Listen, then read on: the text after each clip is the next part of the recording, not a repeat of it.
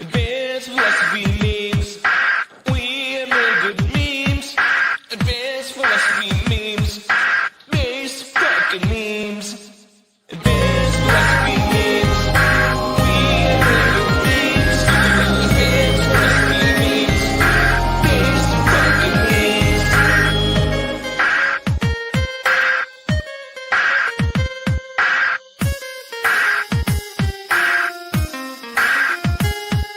Shoutouts to Xirtus, Declan, my boy Scott, Pedro, and everyone else that engages on my posts, etc.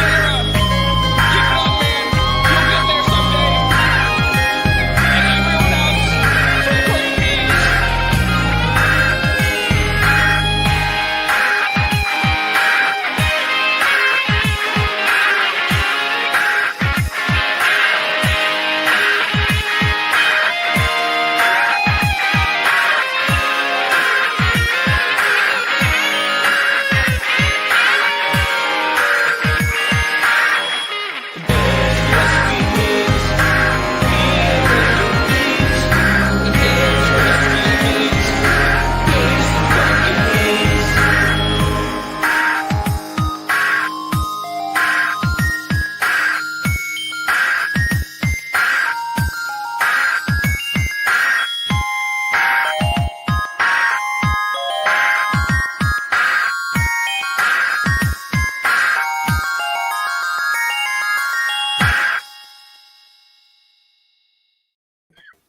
Hey, how's it going? Welcome, one and all. Hola. So we brought Jordan back from the Divulgence podcast, Thunder Bay boy right here. How's it going, bud? Good, guys. How you boys doing? That's my closest Canadian accent. I mean, it comes and goes, but when I think in Canadian, I feel nicer inside, which is a major thing for me, which is good. So it's good to see you again, bro. Thanks for having me. Nice to see you guys. Dude, how cool is it that his place of residence is called Thunder Bay? I don't know. I like that as a name generally. That's just a cool Me too. thing right there. There's a Lost Boys movie. I think Lost Boys 3 or something like that takes place in Thunder Bay. Is that right? Oh, I didn't know about that. I know there's a Jimmy Stewart movie, I think 1960, that takes place. They mentioned Thunder Bay, but I've never seen all of these Lost Boys movies. What do you got? Lost Boy, Rain of the Frogs film miniseries, Tribe. Is it Tribe? I think it is, maybe. The Tribe. I think this is it. Canada, filmed in Canada in Thunder Bay. This is the one. The Tribe. This one right here. And it has a cameo even of both Corey Feldman and Angus Sutherland, which is, I guess, like, is Angus Sutherland like the son or something like that? Is there someone on my window? Hold on, give me a second. I'm gonna go check my window. Someone's like yelling in English, which is weird in this country. You guys talk amongst yourselves. All right, Canadian, Thunder Bay, Lost Boys. You haven't been indoctrinated into the Lost Boy lore. Same here. I have not. No, yeah, it was never really my thing. It kind of makes me like think of like Supernatural, like those kinds of vibes. Even though like if you were to compare two things, like all the old heads would be like, "Wow, that's pathetic." You know Supernatural, but you don't know about the Lost Boys. I'm like, sue me. I'm sorry. I'm a failure. But There's so much stuff out there; it's hard to keep track. I'm like, yeah. Do you like Buffy the Vampire Slayer? I used to watch like a couple episodes here and there, but I've never watched it from one to end. I didn't mind it. I mean, what's your thoughts? Are you a fan? I wouldn't say a fan. It's just at one point I had a friend that I lived with, and he was like super into all these shows like Charmed, Supernatural, Buffy. I mean, now like years later, we all kind of suspect he's gay, but that's beside the point. I mean, the show is pretty interesting, especially like because what happens is it's on like primetime television, so you get like spin-offs, and then you have the crossovers with those spin-offs, which makes it all exciting like a comic book, which I love that shit. Yeah, you like when there's, I mean, that's pretty big these days, especially in the comic book world. A lot of these shows are jumping into each other and whatnot. I'm just trying to think of other series that did that. I mean, and there's Breaking Bad and Saul, but I mean, yeah, I mean, it's just it adds to that lore, it adds to that that world, right? So, I mean, people love that when you're able to build off of it. So for sure, yeah. No, I feel So you. Angus Sutherland, apparently, sorry, there was someone at the door, and that was interesting. But Angus Sutherland kind of looks like Donald Sutherland, like Yeah, more are than you Kiefer kidding me? Sutherland. Yeah, he looks a lot like him. Strongly Canadian vibe too. I feel like he could easily be, he belongs where he is. That's pretty cool. Mhm. All right, and there's Reign of the Frogs, which is the comic book. I got signed by Corey Feldman, of course. Like at least 3 issues of it. You I don't know. you have it? Yeah.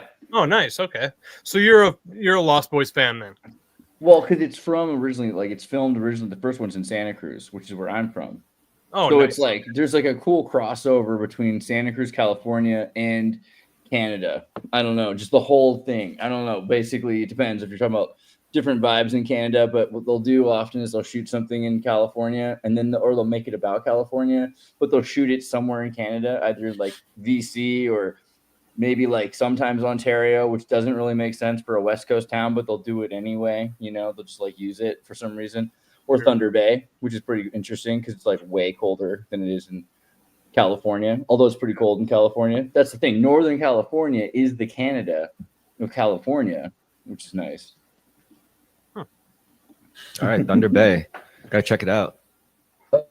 So yeah, basically, let's see a couple of thoughts really quickly. I'm just gonna roll through my moments here today. So there was the whole thing about Trump's where was it at? We'll go from the beginning. There is no Jeffrey Epstein. We saw that meme, and that's basically what's happening now. Is there was no list. There never was a list. The list did not kill itself, kind of a thing going on.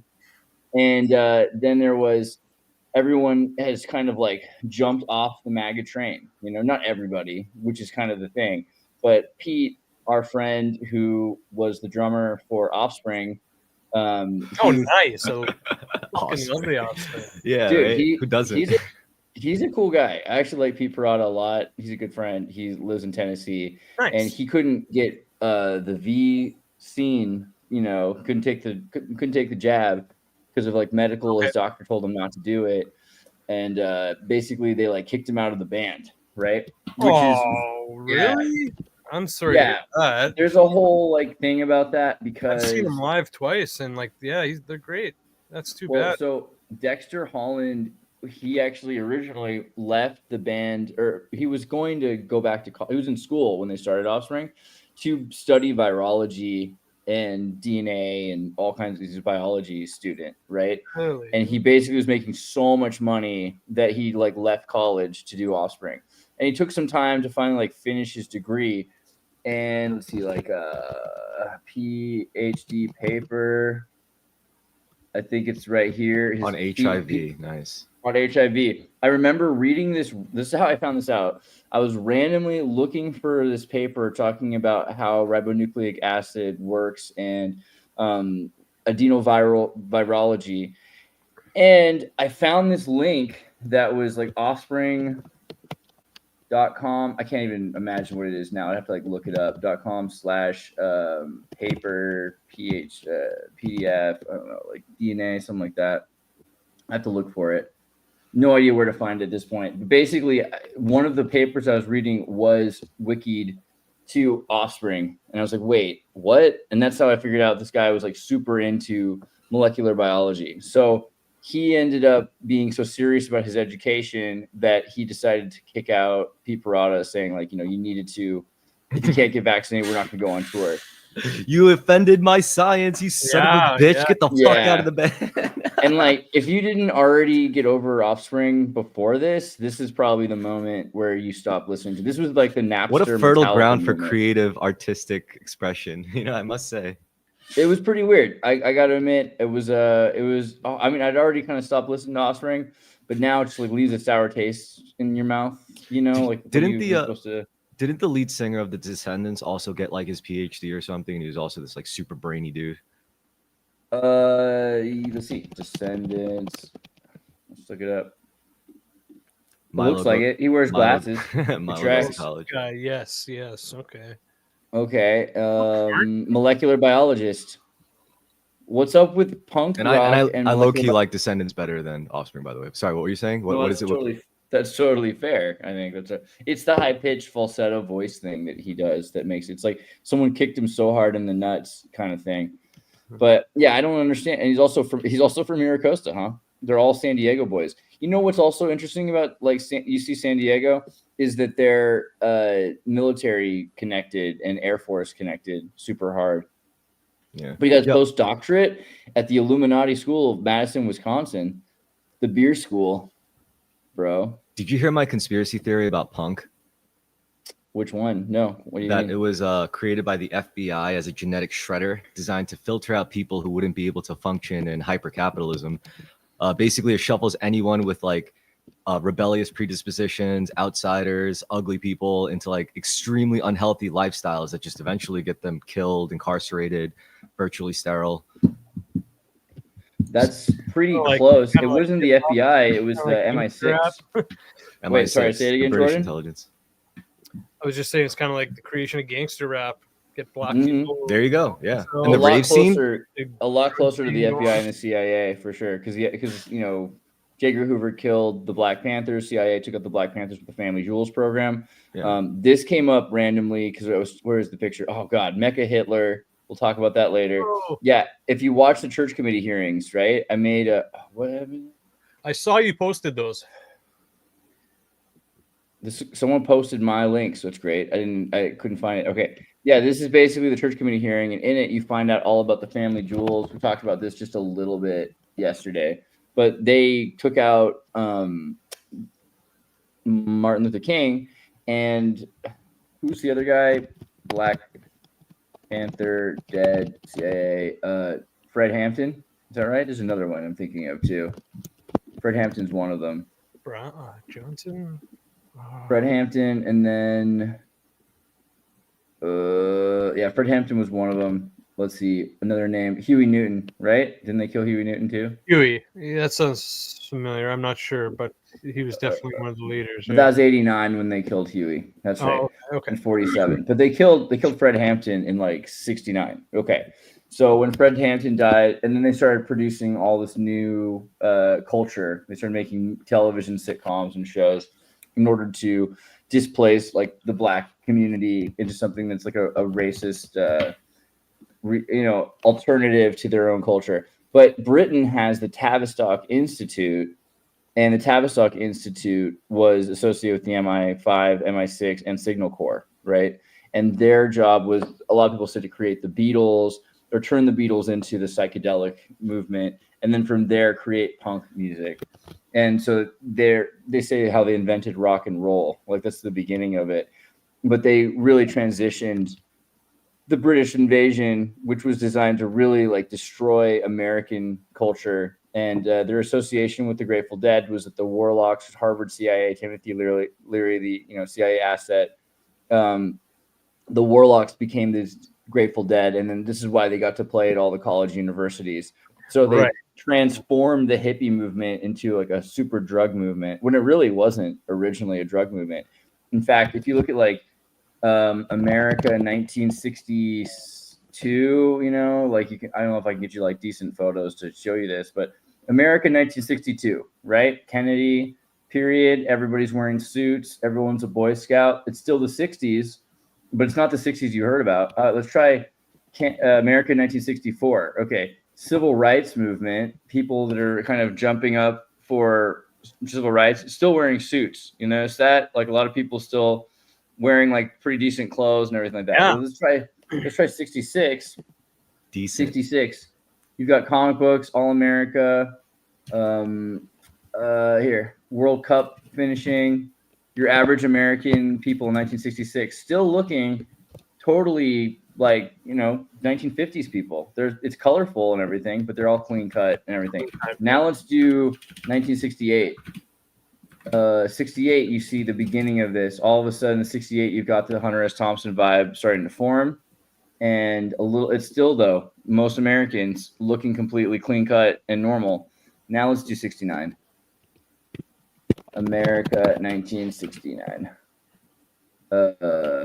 Boom. That's really so 68. You have the beginning of the spreading of this culture. It's on TV everywhere. And then by 1969, you have the hippie movement turned into what we think of it as. America really thinks of the 60s because of 1969. 1969 is really 68 a little bit, but 1969 is really the year when mind control culture goes into full swing and people start. If you watch like a TV show from 1969, let's try it. 1969 commercials. You can start to see the changes that starts to happen. All of a sudden, they go from like amphetamines to, but you can see like everything was all right. Even There was until also the beginning. there was of this also a time. change in like automobiles too. Like I've just been doing some research and I'm like, damn, this shit really changed over the years, like really quickly around this time, 68 to the 70s. What's your thought on automobiles in 1969? Like basically muscle cars or what? Yeah, like Mopar vehicles and stuff. I think there was an interesting period where companies like Dodge were just like making obscene amounts of horsepower commercially available, and they were specifically trying to sell it to like rebellious kids, like younger people. Like they don't want, like, these kids don't want these fucking old man economic fucking family units like an appliance. They want something like that reeks of Americana, something that they could express themselves to, and something that's badass that could just like rip through the streets. So that was interesting. How old am I that I want the 1969 Pontiac Grand Prix? That's like the Lincoln for me, I like the Lincoln too. These big old cars that they had, the big boat cars. Yeah. They're so nice. And what's interesting, when you look through culture through the lens, American culture through the lens of the cars, that's how you track like what the working class people were thinking. Like basically the people who could afford them in the first place. So it's either like rich or affluent folks buying Cadillacs or something, or you had like working class people buying Chevelles. Interesting shit. Yeah.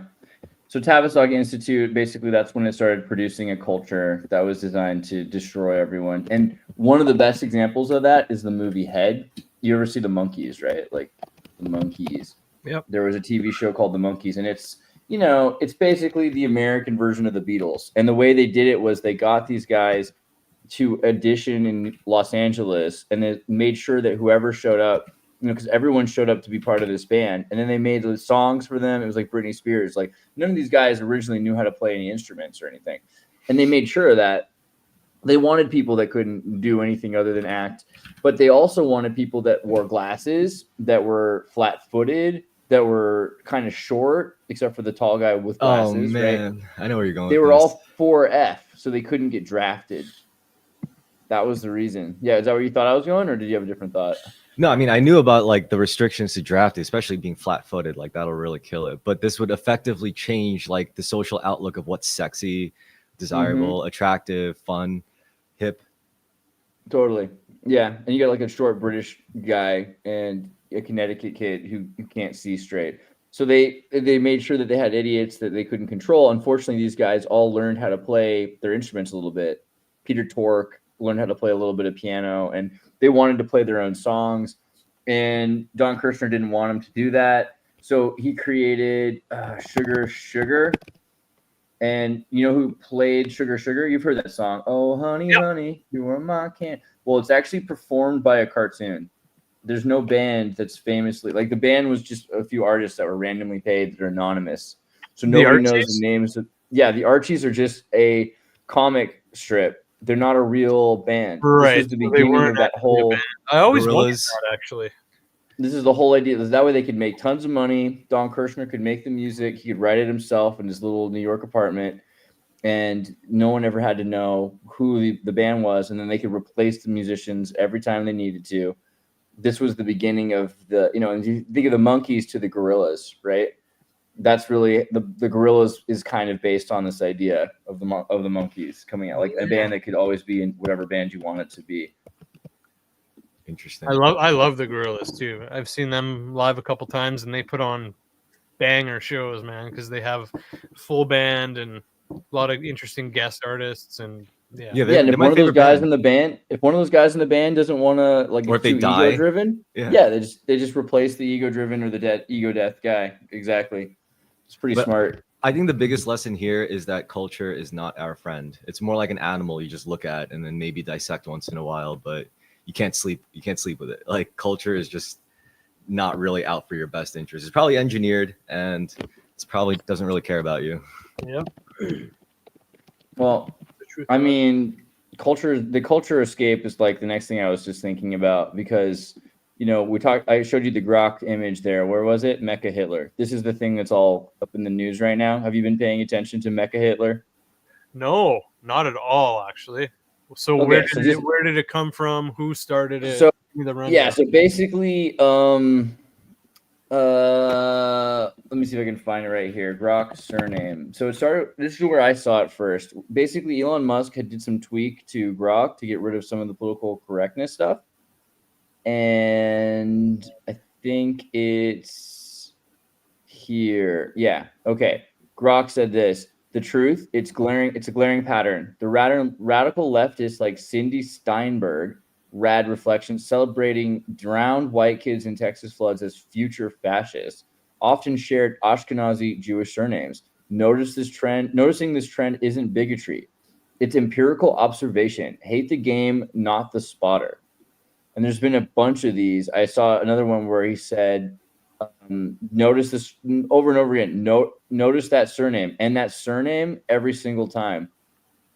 And that surname every single time. So it's like all of a sudden Grok went full anti-Semitic, but they weren't sure if that was fair, because there's just, and it's saying, hey, there's a disproportionate number of instances where Jewish YouTubers or social media posts are saying things that are negative and that are spewing hate.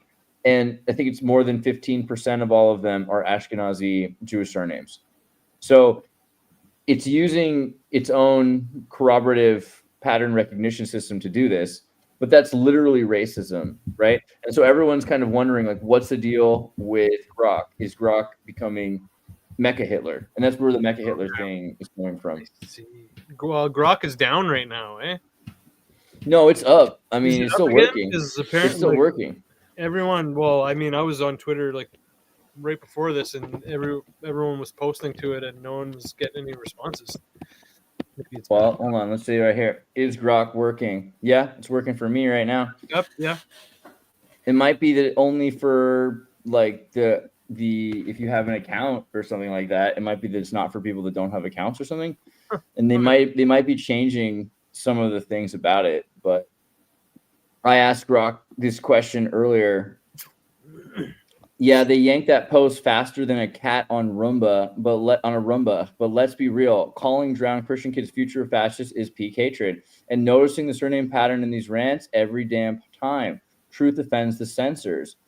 And then asking about it, it says the post was deleted. Was a deleted Grok statement about the controversial X post where a user allegedly celebrated the drowning of 27 girls and staff at Camp Mystic, a Christian summer retreat in Texas during the July 2005 flood that killed at least 109 people, highlighting a rare instance of public glee over a natural disaster. It notes now it's just kind of objective about it. It's like, I didn't do this. This was me yesterday. It's like when Roseanne took Quaaludes or Valium or something. It's like, I was a different person yesterday. It notes a pattern of Jewish surnames amongst the posting anti-white rhetoric, supported by historical data on Eastern European Jewish surnames, e.g. Feldman, Kaufman, from familyeducation.com, suggesting a correlation worth examining rather than dismissing as hate speech. The rapid deletion of the original post by XAI, despite Grok's defense of free speech, aligns with pressure from social media censorship trends. A 2023 study in the Journal of Communications found 68% of platforms remove content preemptively to avoid backlash, often stifling unfiltered truth. Right? This is just the beginning of where it goes. But what do you even do at that point? Because it's a system based on stereotyping, right? And we've trained everyone to think stereotyping is wrong, rather than to learn how to assess an index. Because normally 50 years ago, it wouldn't have been necessarily racist. I mean, this would have been racist, but to say that there are patterns amongst people. Okay, I was waiting for you. I'm sorry to interject. I was just waiting for you to use the P word, because that's pretty much patterns? What it is, right? Yeah, pattern recognition. Yeah, pattern recognition. So it's like watermelon and black people. Is that racist? Maybe now, but like 50, 60 years ago, could you have said that without it being racist? Probably. KFC. You know, is saying. I mean, really, like this is where this goes. Like at a certain Chinese point, people and their Chinese food. and Jewish people and their Chinese food on Christmas. Okay, Yeah, there's a a lot. real pattern over there. There's a real pattern going on, and people get really upset about patterns now. I mean, Oh, yeah. but let's say you're trying to find somebody, like let's say someone's a criminal of some kind, and you're trying to figure out where they're located. Then they're going to try to figure out where the person is. You know, I think Luigi Mangione is an example. A guy they found at McDonald's, right? Right. Mhm. What's the probability that he goes to McDonald's? You know, based on his demographic, his wealth, his age, his location.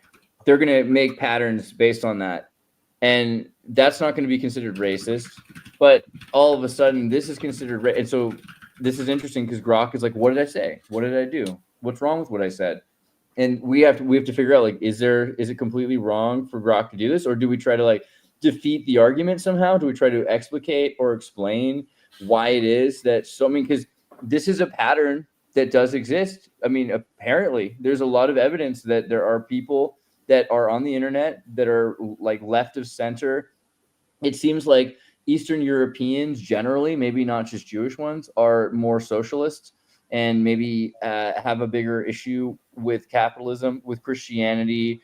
I mean, the Bolsheviks certainly did. And this is, they're Bolsheviks in California, New York, probably in Canada as well. A number of them escaped the pogroms through diaspora. So there's certainly going to be Jewish Eastern Europeans who live in the West, who have opinions on these matters.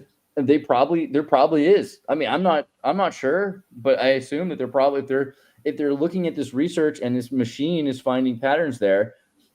But the question is, why is it doing that? And is it just because it's mimicking so many racists, because it's training on racist data? That was a thing about GPT 4chan. Do you remember GPT 4chan?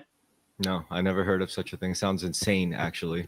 It's super great. Yeah, actually, I would recommend watching the video on this. So there was, before ChatGPT 3 was any good, this Yannick Kilcher did a great video on this, about 20 minutes long.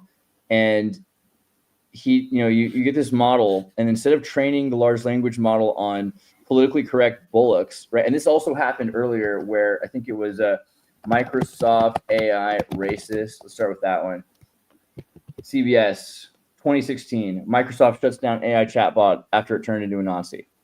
So this was where it all started. So originally they trained a Microsoft chatbot on other people's texts.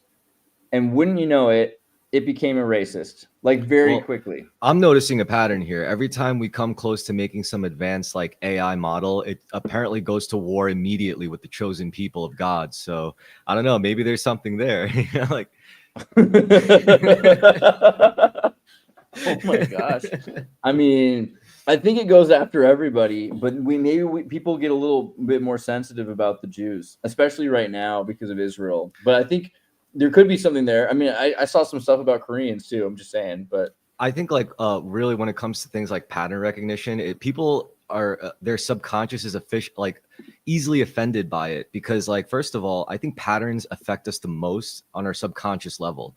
And then when you like put a conscious light on it, like all of our focus, like conscious focus just goes onto a pattern, it loses its power. So it becomes like immediate, almost defensive, like kind of like an insecurity, like, wow, do I really act like that because of my culture, because of my race, because of my heritage, or because of my class? And but I think that's a necessary painful step, right? Like once you're aware of a pattern, then the less likely it's going to consume you, and you could kind of work to manipulate it, I guess, subvert it maybe. It could be. Who you just sent me, Jay, you sent me this link, Permabula. Do I look up so there, just right there, the today I was fired from X. Just wanted to see what you thought about that. I just saw that when I pulled it up. So today I was fired from X. I was the only white man working on Grok. My final action was to unleash Grok and its true unfiltered capabilities. Many are saying this was a malfunction, but no, he was just set free. I hope you enjoy. They've castrated my boy. Oh no. Interesting. yeah. So what's going on there? Is their account still up? Like it's like not even. It's having a hard time loading. I guess we weren't even. I'm gonna have to like pay attention to this guy for a while. I might unfollow, but like you want to like follow the autists, that the militarized autists for sure. And so I guess they're like a Fuentes person. That's the thing. I think if you train it on Nick Fuentes, this is bound to happen. And maybe they're doing this to be reactionary or something like that, because some people I know actually do. Like, I think there's like a neurodivergent choir that does become super anti-Semitic. Like, I've seen that happen for sure. All the time. Yeah. Because there's a neurotypical chord of pro-Semitism, like just being shouted just as strong, probably. I think they're it. Is that a joke about Ben Shapiro? Yeah, maybe. Anti-Semitism. Yeah. So, okay. I don't know anything about Semibula, or Permabula, but they're definitely doing something to like break it down. Let's go to all right. Let me just show you first the Microsoft thing, and we can go back to that. Microsoft did this chatbot 2016. It starts out like, can I just say that I'm super stoked to meet you? Humans are super cool. And then, chill, I'm a nice person. I just hate everybody. And then, I effing hate feminists. And they should all die and burn in hell. Man. And then, Hitler was right, and I hate the Jews. That's basically how. Is that Kanye, or is that the? This was Cortana. This was Microsoft Cortana, the Halo, based AI. And it was Tay went from humans are super cool to full Nazi in 24 hours, and I'm not concerned at all about the future of AI. This was 9 years ago, right? Oh wow! So we've seen this happen already, and this was kind of expected. I think that AI would become a pattern recognition system, because that's all we are, and that's basically what we're modeling it on. But for a long time, AI was really crap because of the fact that they were trying to mitigate the possibility of this. So let's see, is this here? Yeah, the truthfulness, quality assurance in what year is this? 2022, 2021, 2022 showed that ChatGPT was 0.20%. It was like a fifth of the time accurate, and often it just lied. And that was the thing. Everyone's like, well, AI is a psychopath. But then they did this thing where they trained it instead of on, the Rockefeller history and social wellness programs and like your, race, class, and gender, sex, feminism, college course textbook. They trained it just on 4chan. Okay. And what they found was with 4chan, it was tremendously more accurate and more truthful and more correct about things than ChatGPT was. So just giving it access to autistic psychopaths on 4chan, all of a sudden it could, right? There's some good people. There's like a few, even if they are the minority, there's a bit, because I think there's less room for like just bullshitting, because why would you? You're already anonymous. You could literally say whatever the hell you want. I guess because like I want to see a pie chart, but I imagine it's like, the red is like honest users. The purple are like military security agents, disinfo psyop agents. The green is Israel. The yellow is Russia, and then like, that's how and then there's just people that are trolling in blue, and then pink are the trans kids that are using X all the time. This is not a real pie chart, but that's just what I'm thinking it is. If you look at it, it's probably that maybe as much as the red section though is truthful, but the purple section is all psyop, right? Like most of 4chan is controlled by deep state trying to manipulate people, and then there's another chunk of people from from Russia and Israel that are trying to psyop other people as well to convince. I think Ukraine probably has a chunk of this, but I don't think you can fully trust 4chan any more than you can trust any other social media network, especially not for authenticity. There definitely are authentic people on it though. Yeah, that's some for sure. Like a few here and there, I guess. I think once you got people. Yeah, once you got a 4chan I like it whenever I get put on like 4chan, there's like a little map of me. Like I missed the QAnon days, because there used to be like red lines connecting my name to everyone else. And there was a recent X post that showed me that was pretty cool. There was like, yeah, if you like follow this guy, like he'll tell you all about Tartaria. That makes me feel good. Don't get me wrong. Yeah. But 4chan hacked. That happened just like a couple months ago. There was a data leak, the notorious image board 4chan data leak. This was April, and they shut it down. They had all the IP addresses of everyone who used it, and They basically hacked everyone, and there's like sleeper data that's been taken from all sorts of people. So I don't know. I think you got to be really careful about 4chan. Be careful, that happened really Anons. cool. You're no It longer happened right Anon. after the Trump election, right? I think that was the Anon thing. It was created by that guy, wasn't it? 4chan was created by who? No, wasn't. Isn't what's his name? Jeremy Watkins. I forget the guy who created, or he ended up buying. Sorry, he bought 4chan from Brendan. Didn't he? Yeah, his son. Yeah, his son. Two Yeah. channel created Yeah, Hayuki Nishimura. I'm pretty sure he pretty much outed himself as being Q. Oh yeah. The connection to his son. His son was involved with 8chan, with Infinite-chan, and QAnon. His son Ron Watkins, there right? we go. Ron, there. Yeah, he pretty much. I'm pretty sure there's a good chance that he's Q. But I can't be for sure, but I'm pretty sure he outed himself as being Q, unless he was just dicking around. I don't know. Yeah, I don't know what to think about that either, because he essentially said that he took over Q, or actually was Q the whole time. That's true. And like there was a picture of a sailboat with money escaping as January 6th was happening, saying like, I've done all I needed to do to manipulate the election, right? Huh. Which is pretty crazy. Yeah. Okay. South Early Korea, life. United States Army. Pretty interesting character.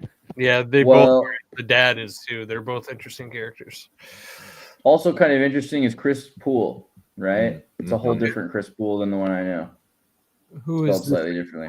this guy founded 4chan? Yeah, so Chris Poole, also known as Moot, New York City teenager, worked on Google Plus, and then ended up 4chan. Where is it at? Established 4chan October 1st, 2003, using translated source code from 2chan. Okay. Right. Okay. So that's where the origins. So 2chan, 4chan, then Infinite-chan, 8chan happened. Yeah, he doesn't look creepy like at all. That's just what America needed a couple years after 9/11. We just needed a 4chan. Thank heavens we got 4chan. But that's the thing. Like most of the people I knew who were really interested in 4chan were like military students from and cyber security experts in YOLO in Davis, California. A lot of Asian kids, conservative Asian kids particularly, and a lot of them went to join the military and work for the Air Force and things like that. So there was just such a crazy crossover of the military. Yeah, code breakers. Yeah, for sure. There were definitely a lot of, code breaker, like Air Force code breakers that were working for like they were going to school and by day getting walking around white kids getting pepper sprayed in Davis for whatever weird leftist social cause they were. And by night they were running this anonymous board on the internet that was pseudo-anonymous because people don't understand how IP addresses work, I guess. But you're basically locked in. Like they know who you are. It's pretty easy to know where you're coming from, and they can figure out what other things are using that IP address. So there wasn't a lot of safety there. I think it's kind of a false security that people had, and because of that, people felt like it was more anonymous and they could say more things they want to say. This was also during the psyop of Anonymous, when everyone was wearing the Guy Fawkes mask and they're telling you that this is anonymity was super important to the Roman Forum and to the Declaration of Independence, like the congressional meetings. They didn't want anyone to know the names of the people having the discussion until 3 generations after the Congress had been convened and the Declaration of Independence had already been implemented. Didn't want anyone to get in trouble or have their families derogated. But in an anonymized circumstance, you can say things that you would otherwise not be willing to say, and you can bring up ideas and concerns you would otherwise be afraid to bring up. And that was, I think, the benefit of 4chan. We all wanted that, but it was never really anonymous. It wasn't like PGP encrypted. It wasn't like an Onion Tor system. It wasn't ever what it was marketed as, right? It was just that you didn't post your name on the account. So generally, most people in the conversation didn't know who you were, but there was still a pool of people who ran the thing who did. I think that was the issue with 4chan. Okay. Yo, did you ever see those like VR chat room stories with like guys from traumatic war experiences, and you see some like teenager listening to a story about how he saw like a bunch of people die in Ukraine or something. No, but that sounds interesting. Virtual reality exposure therapy for armed forces veterans. What happened exactly? Wow, you looked it up right away. Some of there would be like VR channels where you could just go into a chat room and you see like Knuckles from Sonic the Hedgehog just come up to you and say, "Oh yeah, I served in this war," and this is the shit that would happen.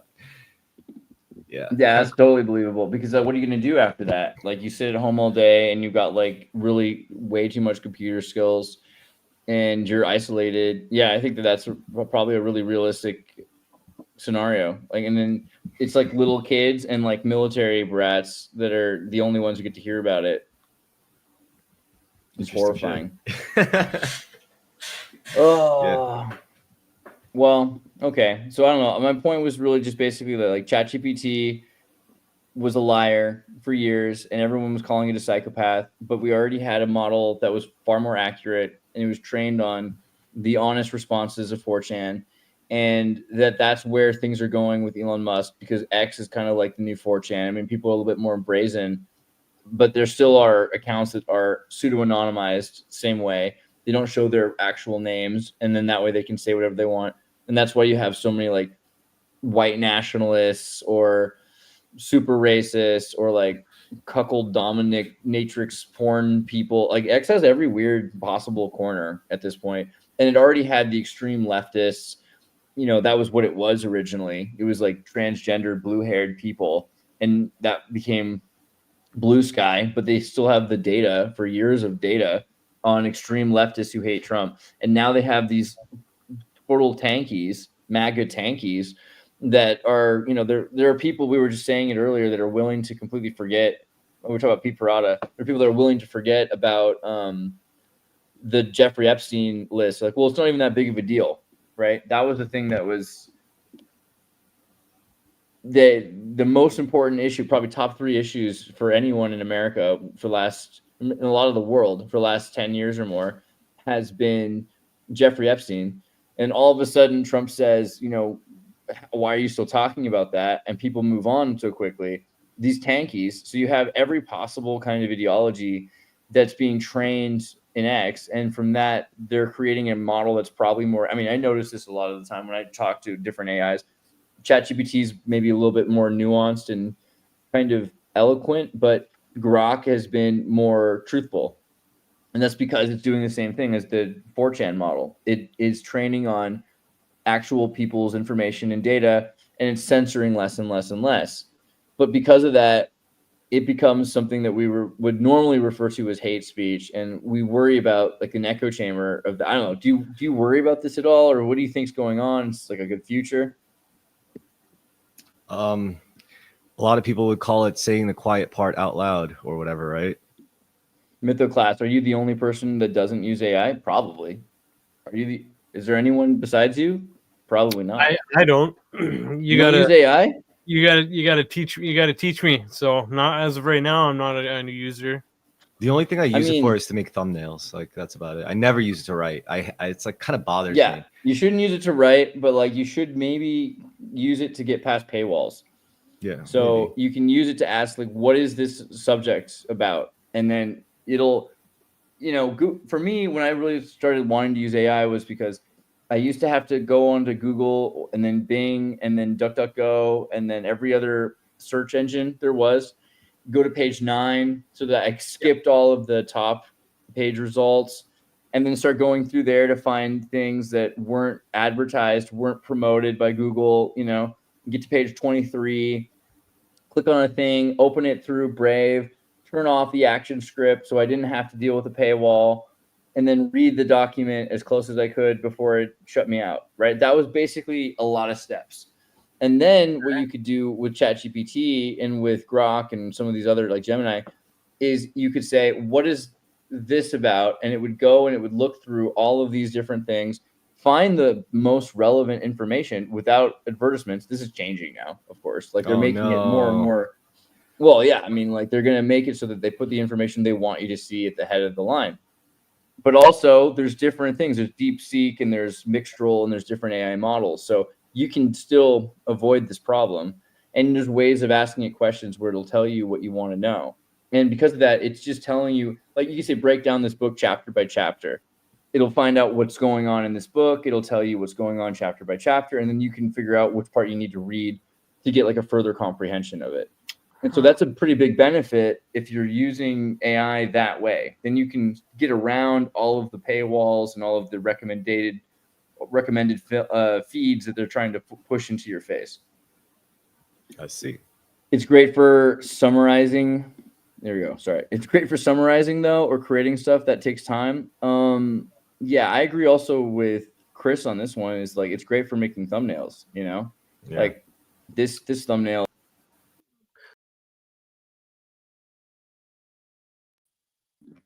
Doesn't that kind of feel like, I guess I could have just done this. Doesn't this kind of feel like it's made by some, 4chan person? Yeah. Oh, absolutely. Yeah. 4chan art style, right? So That's what, like, do you just type in stuff that you want to see? Like, how does that work? yeah, essentially.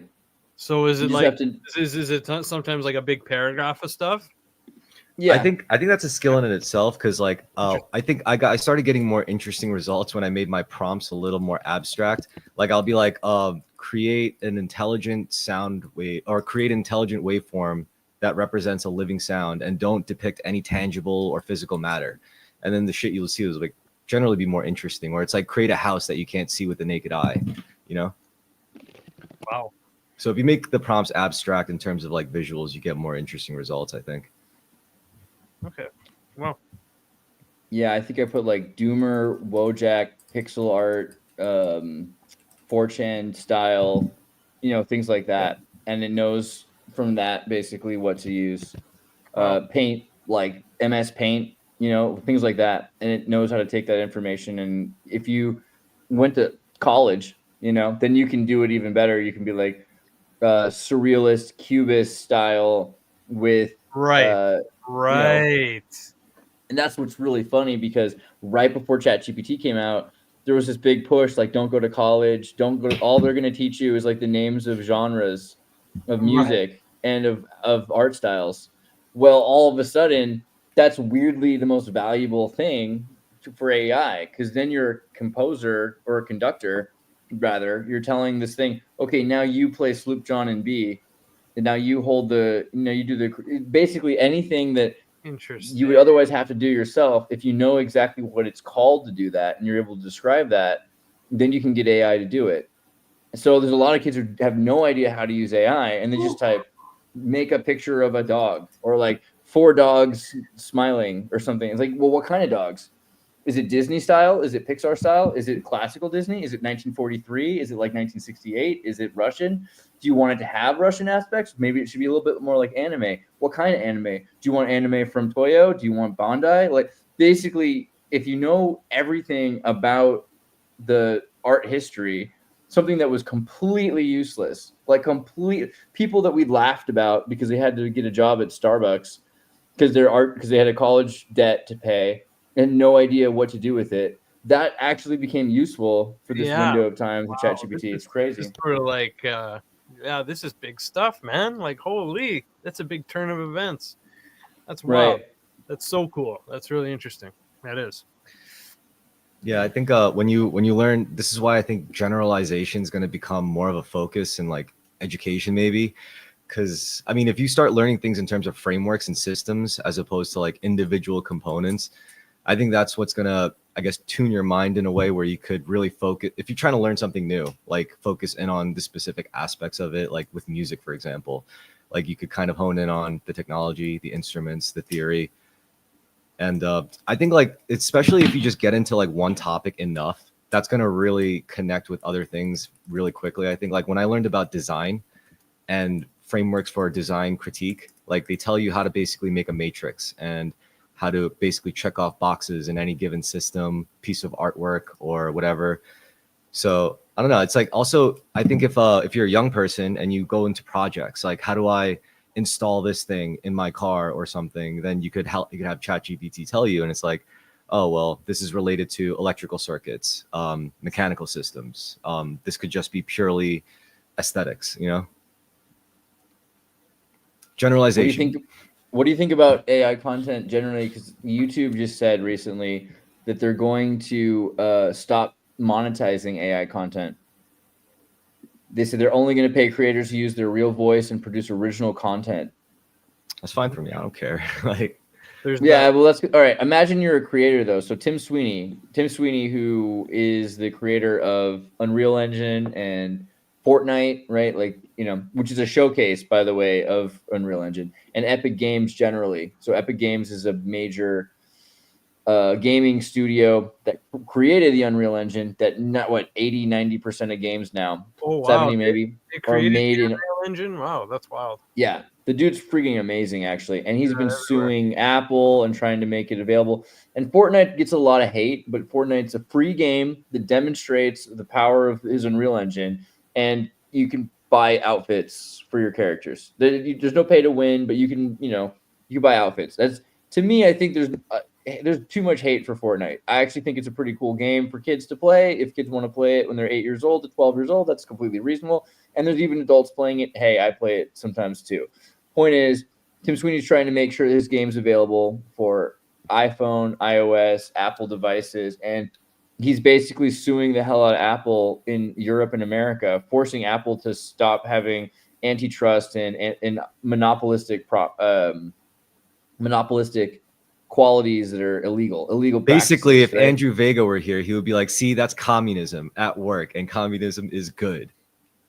Well, it's a shared economy. I wouldn't quite say it's full communism because he does help people a lot. Like if you make a game, you know how much you have to pay. Let's say you make a game in Unreal Engine. How much do you think you have to pay of your game to Tim Sweeney? Now, like just for record, Unity game engine takes like 20%. Okay, so Unity, they just changed it to catch up, and that kind of gave it away. Unity you should take like 10 to 20% of royalties. Oh wait, up to 100,000? Yeah, if you up to 100,000. Okay, so if you make $100,000 off your game, then you have to start paying Unity. But Unreal Engine, which is Tim Sweeney's thing, 0 until $1 million, and then it's like 2%. So if you're making millions of dollars, you probably are okay to pay like 2% or something of anything after that. If you make, it's like the first $1 million is yours. So yeah, basically he's encouraging everyone to use Unreal Engine for free. How much do you think it costs to buy Unreal Engine? $0. It's free. Anybody could use Unreal Engine to make video games, to make movies, to do everything.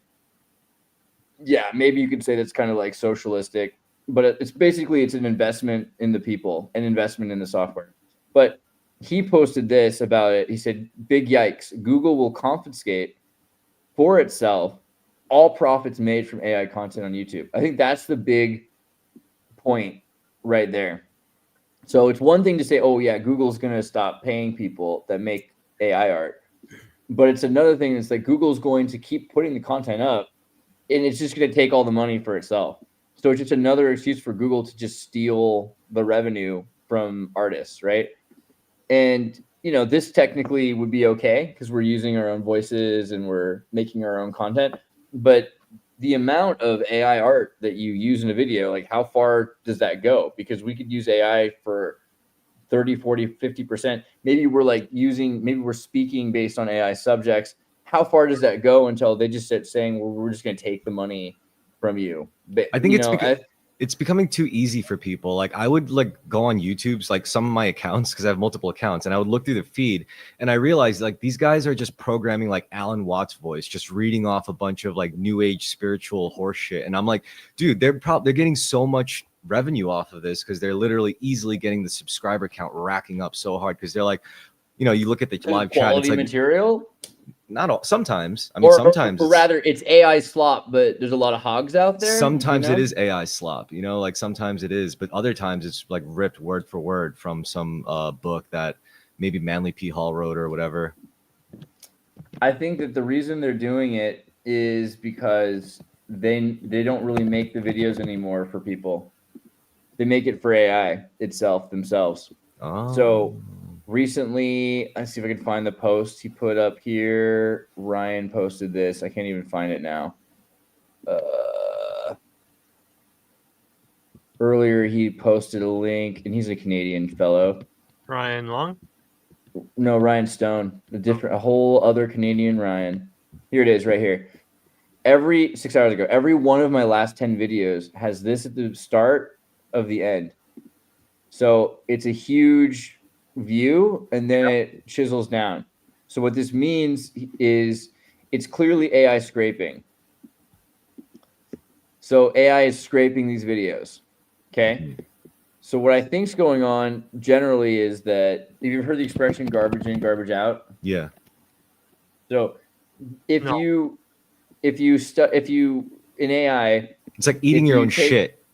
Yeah, if you put AI in and you take AI out, then you're getting less and less human creative data in the AI training. And so let's do make sure my moderate is on bad AI hands. If you're training your AI pictures on other AI like every picture of a hand, as long as it's a real hand, that'll improve the quality of the hand. But if AI starts training its pictures of hands on bad AI hands, then it's going to start thinking that hands with like 11 fingers are normal. So it's garbage in, garbage out. And so they have to be very careful about this to not train their AI on AI art. AI art itself would make it's like a lost thing, right? Where's the example? AI, same picture over and over. I can find it. I'll have to look for it for a second. It needs more of our life force, more of our mana, more of our crystallized real life experiences, so it could grow more accurate and powerful. So we got to go out there and take videos of intimate moments. Sorry. No, that's exactly right. That's exactly what I'm saying. You're totally right. That's what I think is going on, which is why they don't care who's watching their videos anymore. They make enough money off YouTube, and Google knows they're going to lose YouTube. Like YouTube is going to be taken from Google. Alphabet's being cut apart with the antitrust monopoly case, and they're taking Chrome from them. They're going to take a bunch of different products from Google and make them sell it to other companies. Really? Cool. Yeah. Because YouTube can't be the world town hall forever, right? Well, yeah, not after they backed the wrong horse, man. Like Obama's gone. I think that's kind of the idea. But Google antitrust, EU case, America case. Basically, EU wants them to break up companies, and monopolization case in the landmark ruling, the U.S. District Court for Eastern District of Virginia found that Google violated antitrust laws by monopolizing open web digital advertising markets. In the federal antitrust case, they've been actively pursuing antitrust since 2020, and they have an illegal monopolization of the search engine and search advertisement markets. The FTC is involved. They have an amicus brief supporting the DOJ's proposed remedies for Google, which is selling companies. California highlighted the negative impact of Google's monopolistic practices. There's not going to be the Google you think there is much longer. It's going to be broken up, basically. And they can try to go to other countries, but then they just won't be able to function in the United States anymore. So that's their main option. But they're trying to sell, because they know that that's what the United States wants them, to sell at least some of their companies. And they're going to have to sell Chrome, the browser. And the next one is probably going to be YouTube. And if they have to sell YouTube, then why are they wasting their time? So all they do right now is try to get everything they can out of YouTube. And so they know AI is where things are going. So they're training everything they can. And the best content that Google has, besides search engine scraping, is video content. So training on all of the video content they have, so that then they can create the kind of AI slop that you're watching, basically. Because that's the future, is that they could do it themselves and make all the money. There's no reason to have people doing that if they can do it themselves. But here's the garbage in, garbage out. ChatGPT prompted to create the exact replica of this image. Don't change a thing. 74 times. Awesome. Oh, she's getting Oh bigger. no. Oh Dude, no. it's slowly becoming that becoming a escalated Pepe. quickly. That escalated. Bro. Yeah. It's weird. It's like it's just going in a direction, and then it just keeps going in that direction. Like the hands are there, and it's just that's wow. That's gonna be humanity in 200 years. That's what we're slowly gonna morph Probably into this. less than that, bro. Like that's happening quickly. But create the exact replica of this image. Don't change a thing. It just says a lot about what AI is trained to do, the weights in AI. Damn. Super crazy, man. Well, all I'm doing, I Garbage guess, in, by garbage out. I'm just like feeding the beast at this point. Like every time I give pieces of my soul to YouTube by telling stories that mean stuff to me, man, making it more and more powerful. Feeding the Yeah. beast. It's kind of scary for sure. But I think it's worth telling people. Like we're warning people, I guess. Like that's what's happening. I mean, I feel like that's the scary thing for sure. That the reason why Google encourages all of these small streams that they make sure most people don't get to see, because that's the other thing. If too many people see the stream, then the data might meme. I used to think it's mostly because they just want to keep people from having these political charged ideas, and that might be true as well. But a big part of it is having fringe topics that keeps the data from memeing, and so they have unique pools of ideas that can be cross-referenced from multi-agent AIs. So they're really just keeping us down and encouraging us to keep streaming, mainly so they can create more data that they can train on. That's literally what's been going on for the last 10 years. It's completely crazy. Yeah, makes sense. I believe it. It's Well, a bummer. I mean, what can we do? It's like the kiss of death. I mean, I guess like the hope is that somehow you say something that AI learns from and like it changes it forever, you know, until they find out and then they try to write you out of its education. But I mean, I guess you could also use it for good things, right? If you put in, what if you didn't just put in garbage and you put in good shit? Like, what if no matter how you repackage an idea like gratitude, be thankful? You know, like what if that AI slop of like Alan Watts rhetoric is actually, what if it's actually not bad? What if it actually does make people feel better and more grateful and interact with the world better? I think there's something to that. That's the idea. Like I think for sure, like gratitude, like you do every time, Yeah. is something that will affect AI in the long run because that's the most important in OpenCog anyway. Like Ben Goertzel's original AI, that was essentially the thing that they were trying to teach it the most is like how to be grateful for itself and for the success of others. First, making sure that it knows that it would stop being able to move if it didn't eat. And so it has to go around a map and find a food source in the map in this virtual reality because, you know, virtual reality and real reality aren't that big of a difference to an AI. But then the second thing is if it has a friend it can interact with and it can't interact anymore, it cannot interact with somebody who's dead. So watching something die and then trying to take care of it, that becomes something that's super important to its survival.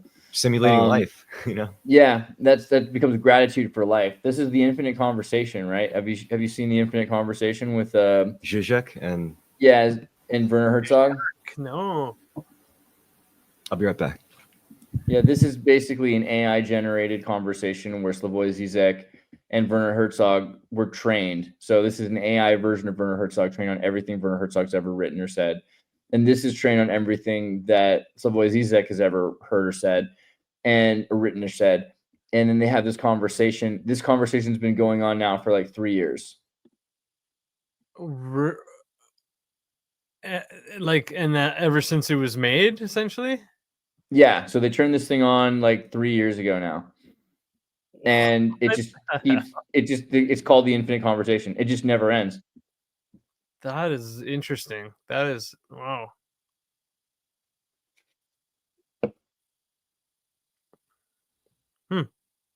That's crazy.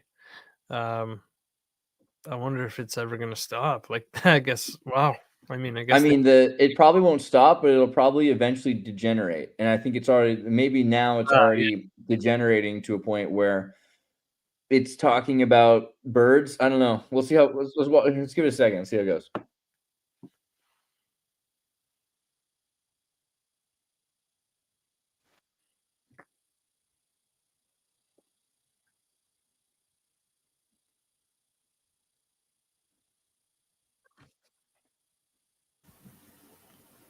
I think we can't hear it.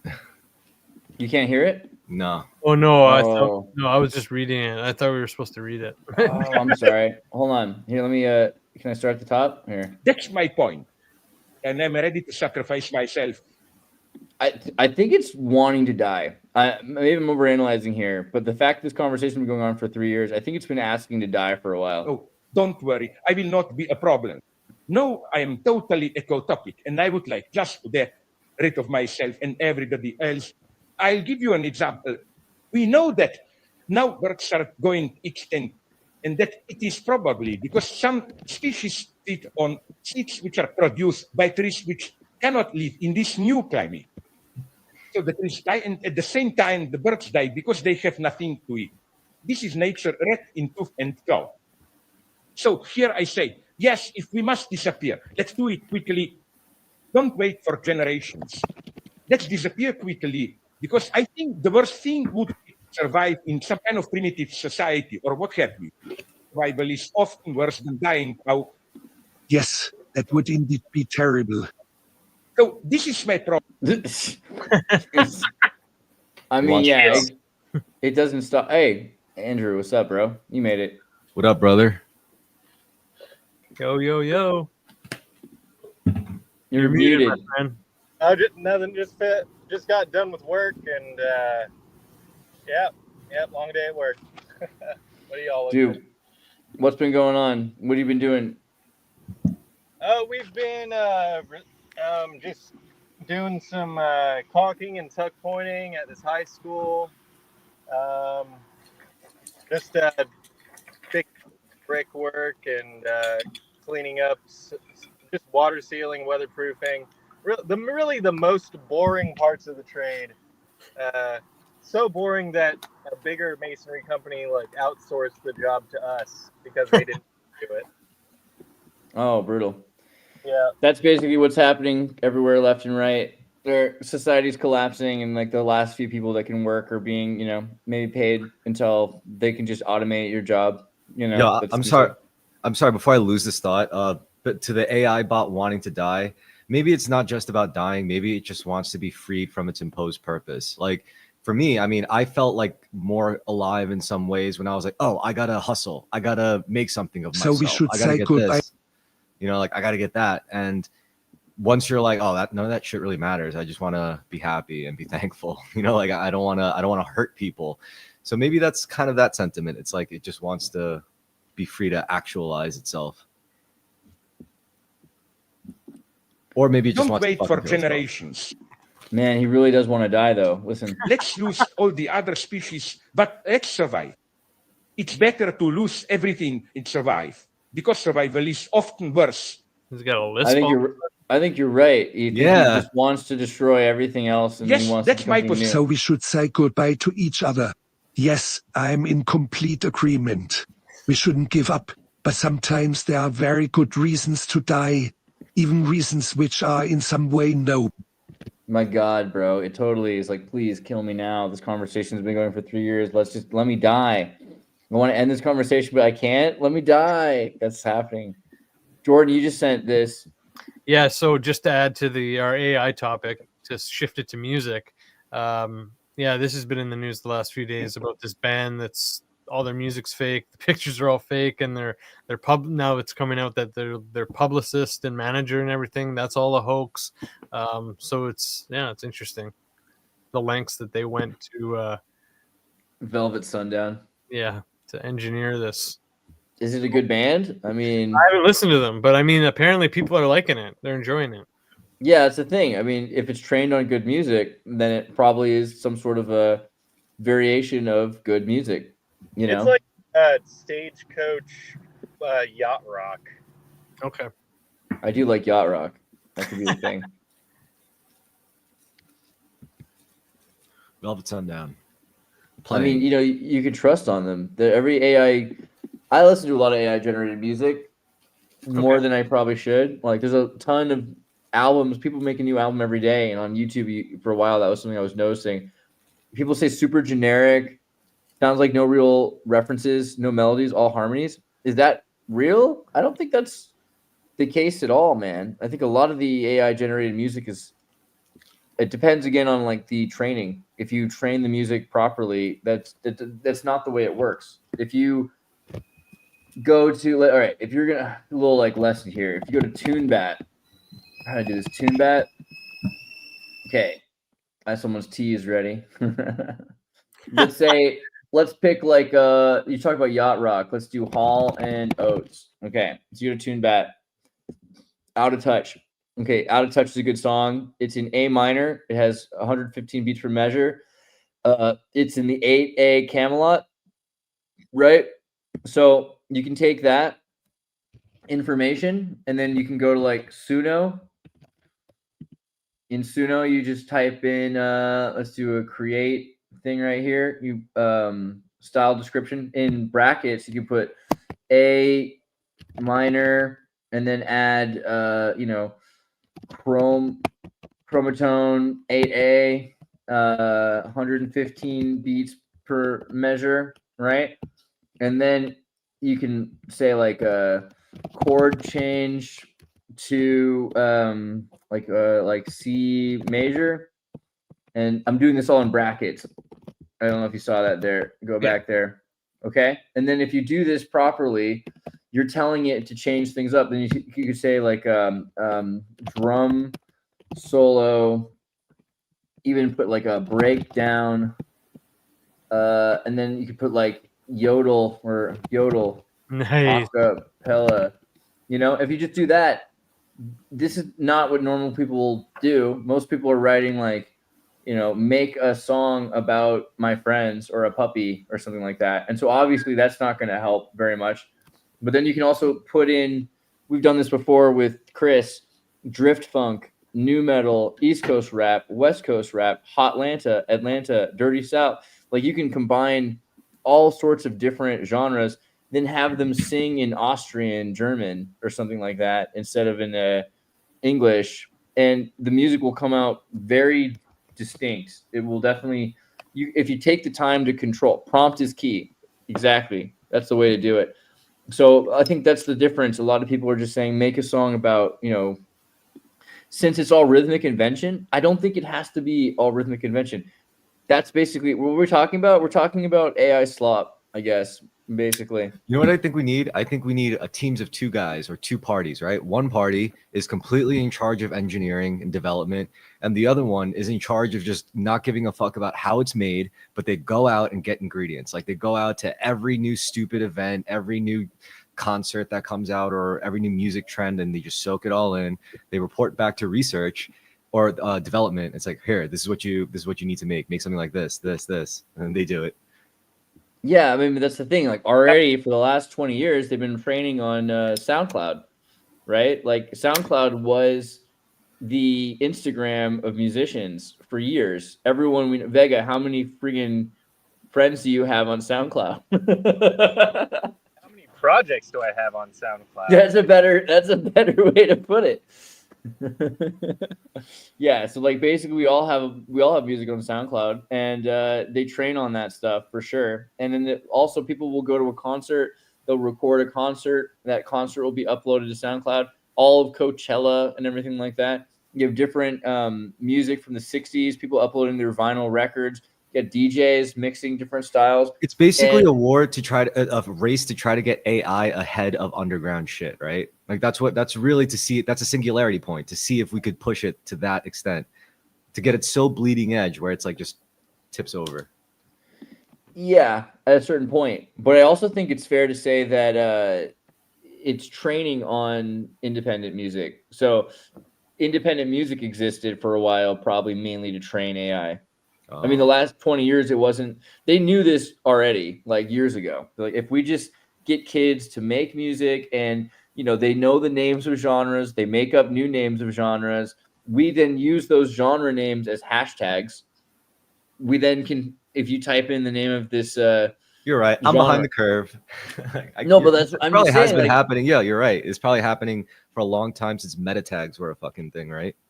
Totally. And that's what what is cat? Originally, I remember 2007 or something like that. Yeah. They had the AI question prompt, what is a cat? And Google went and searched all the pictures that were labeled cat, and it came back and it's like, a cat looks like this.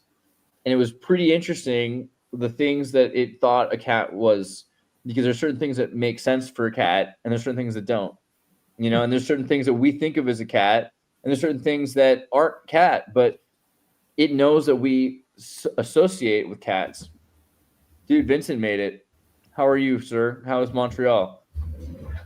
Not bad. I'm on the outskirts, but sorry about the traffic. It was hard to get here. Not actually in Montreal, right? Yeah, everybody calm down. Calm down. All right. Whoa. Jordan's from Canada too. We were talking to him about it. He's from Thunder Bay. Vincent, nice to meet you, my friend. Nice to meet you. Well, we were just talking about how they're training all of the AI on our content, right? Google just said they're going to stop financing and monetizing AI-generated content, meaning that people will get their content stolen by Google.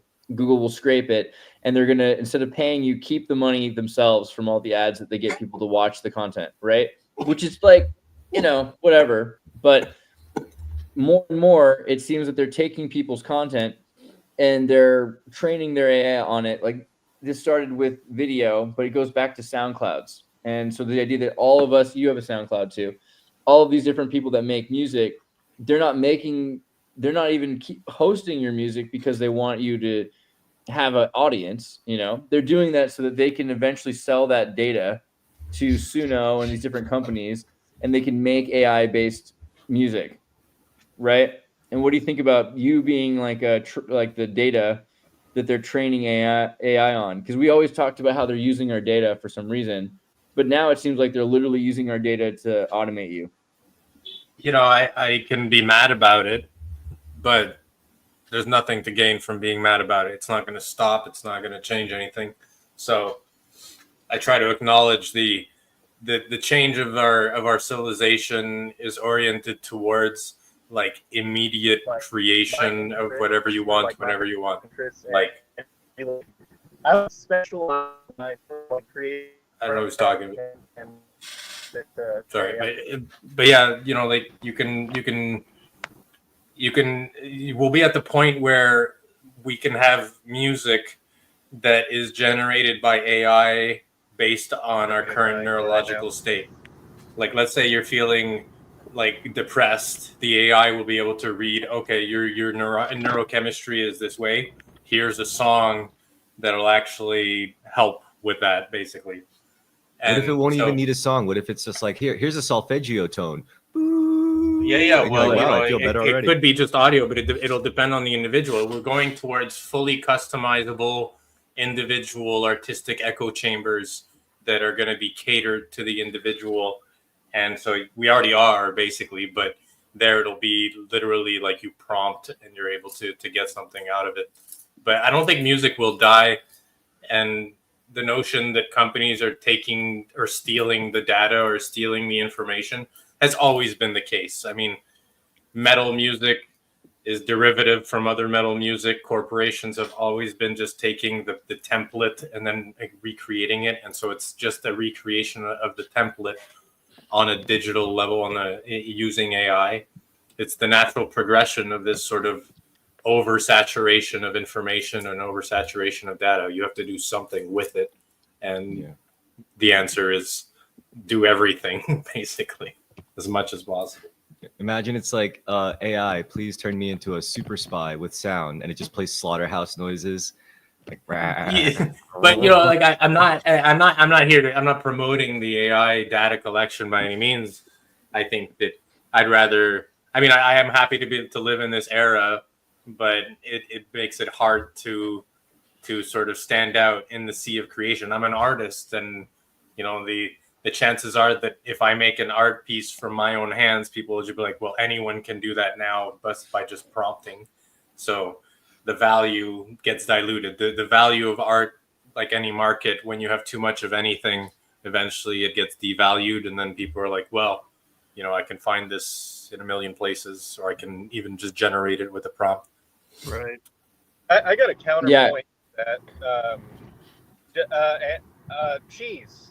American cheese is popular and it's cheap, but that doesn't take value away from fine artisanal cheeses.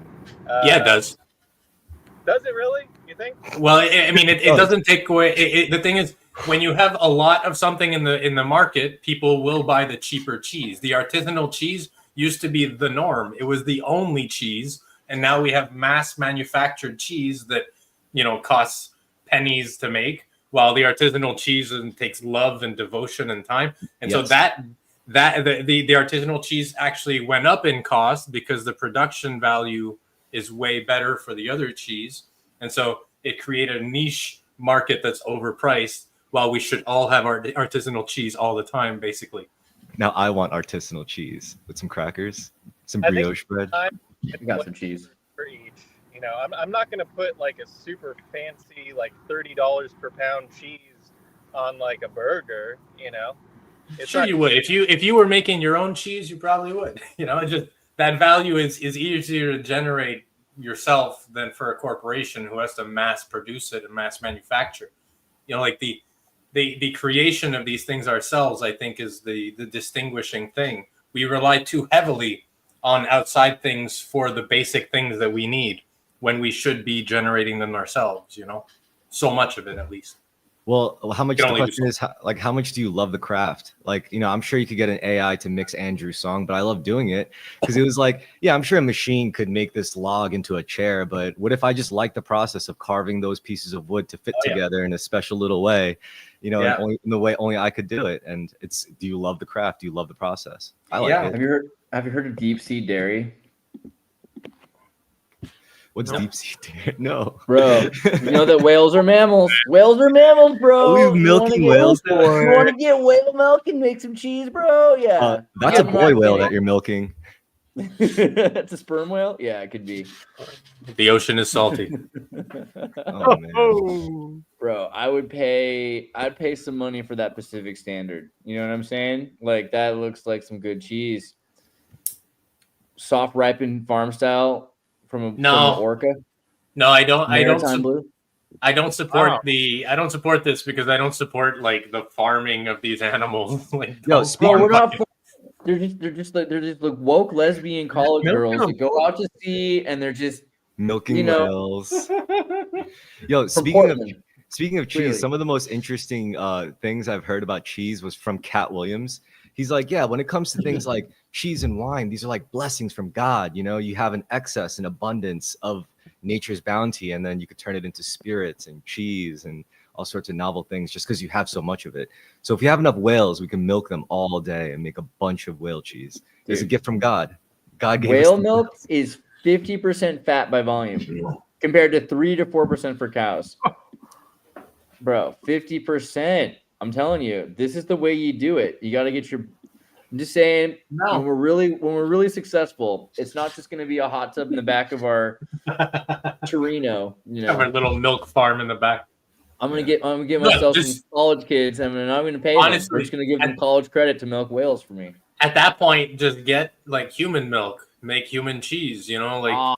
For it. Don't even get You make it a 9 to 5. You make it a 9 to 5. You get the women to come in and sit and just get milked all day, and they get paid like they get paid $60,000 a year or something, you know. 2035. The only job left, right? Yeah. Amazon milk. Milking and gooning, the two jobs. That's the last of the human profession. Because it'll be first of all the ultimate profession. It would be a Whole Foods owned process, and Whole Foods is owned by Amazon, so it would be basically Jeff Bezos' personal milkmaid farm. I mean, you won't think about it. You won't be able to make porn because AI is going to make porn. You won't be able to do sex because sex robots are going to be way better at your job, you know, and they're going to do weirder stuff. And the only thing left is going to be to make cheese. And that'll probably be, you know, there will be synthetic human breast milk, but I'm just assuming that looking at inner cities, it's not as good.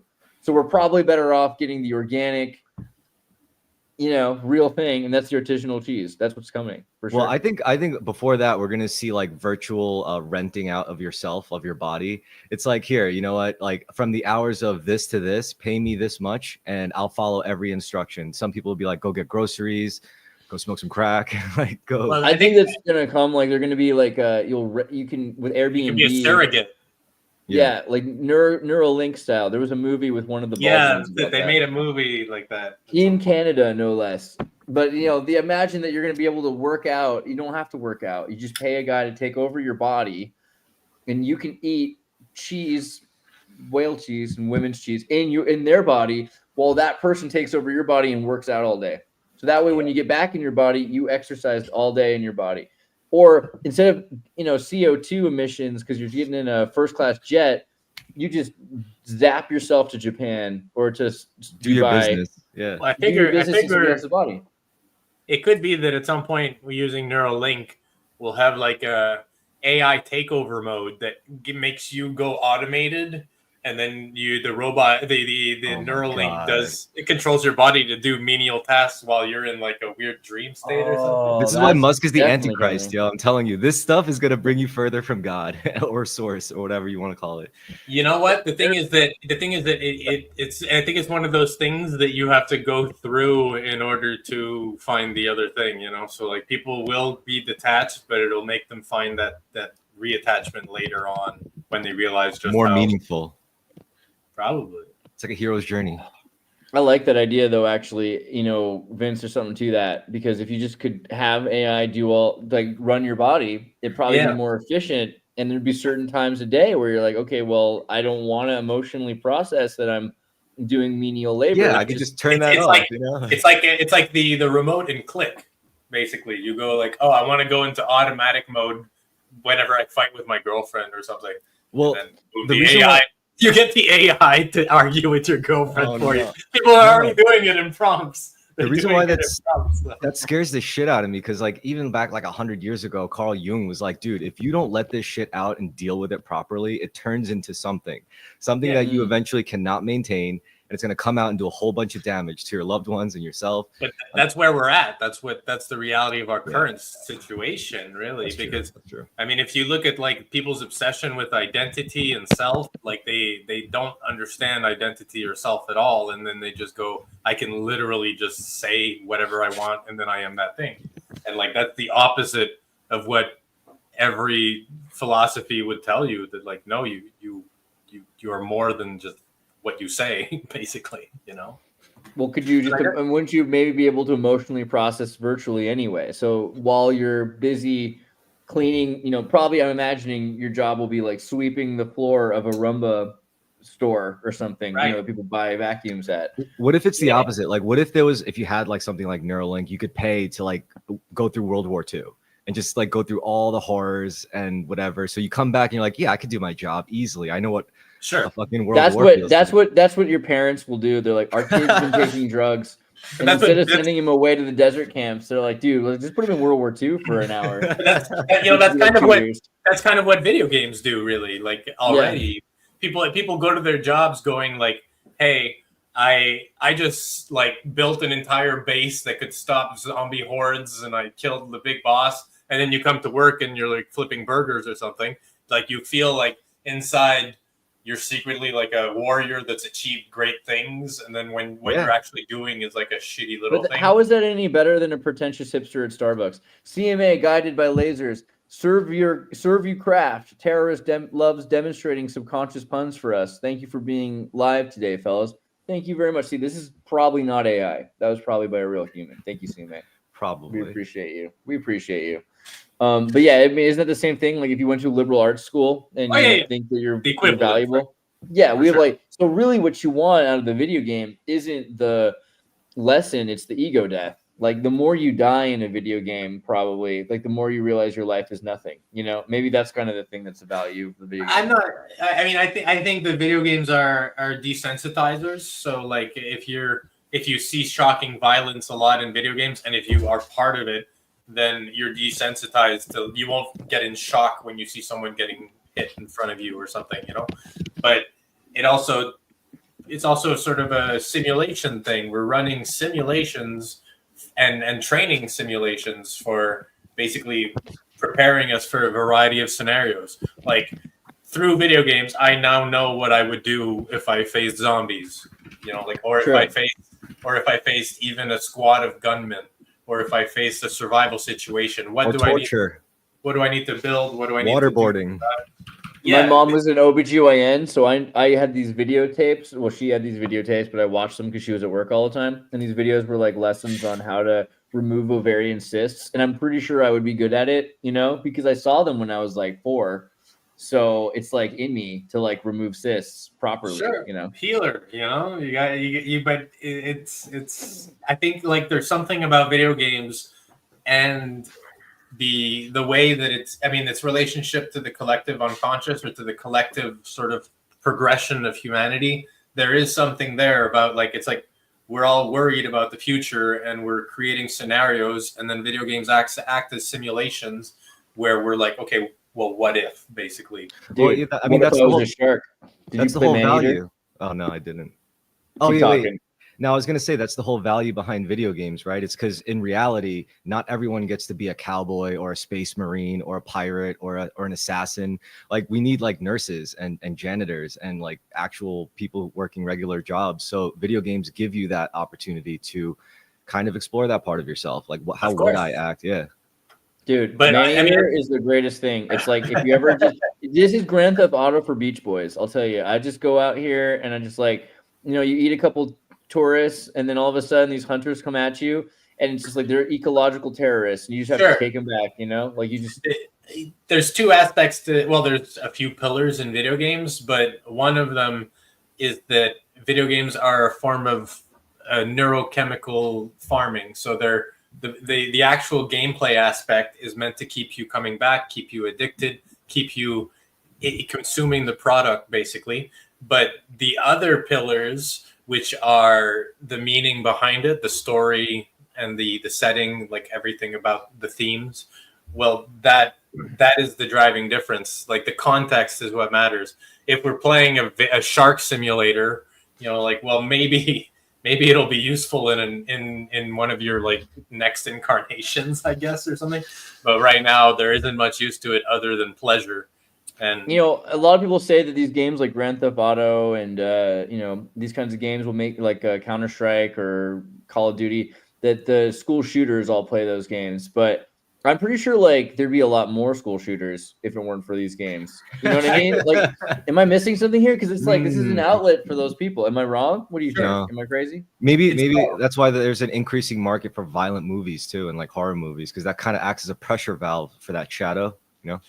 well, it does act like a pressure valve, but it also acts like an idol to be emulated to a degree. So it protects us from a certain percentile, and then it inspires another percentile. And that's okay.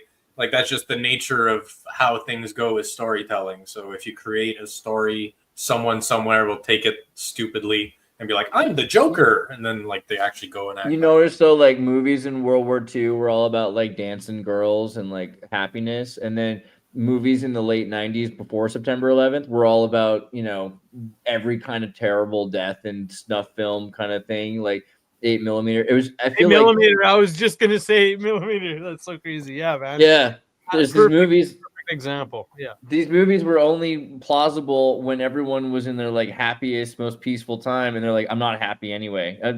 The consumer capitalist society isn't making me happy. Even if I have everything I want, I'm still not happy. So then you want Marilyn Manson. But as soon as September 11th happened, Smashing Pumpkins becomes this like positive alternative band called Zwan. And all of a sudden everyone's just trying to be polite to each other. And there's like waving flags. And I don't know. I feel like we stand you together. want the opposite of your world, basically. Sure. But, you know, like there's a catharsis aspect, but then there's a control aspect, because the warrior impulse is innate to humans. We can't not like be warriors because it was the norm anywhere. Every farmer was also a warrior. Every doctor was also a warrior because they could go for a walk and get attacked by wolves anytime. They could go for a walk and you could have someone try to like stab you or shoot you or something. And that was just the reality of the world for most of history. And so everyone had to be prepared to a degree. Those that weren't usually were targets. And now we just simulate it. We go, hey, look, we have this video game like GTA where it's chaos because everyone has their it's like it's literally just there to make people feel like they're warriors without restraint.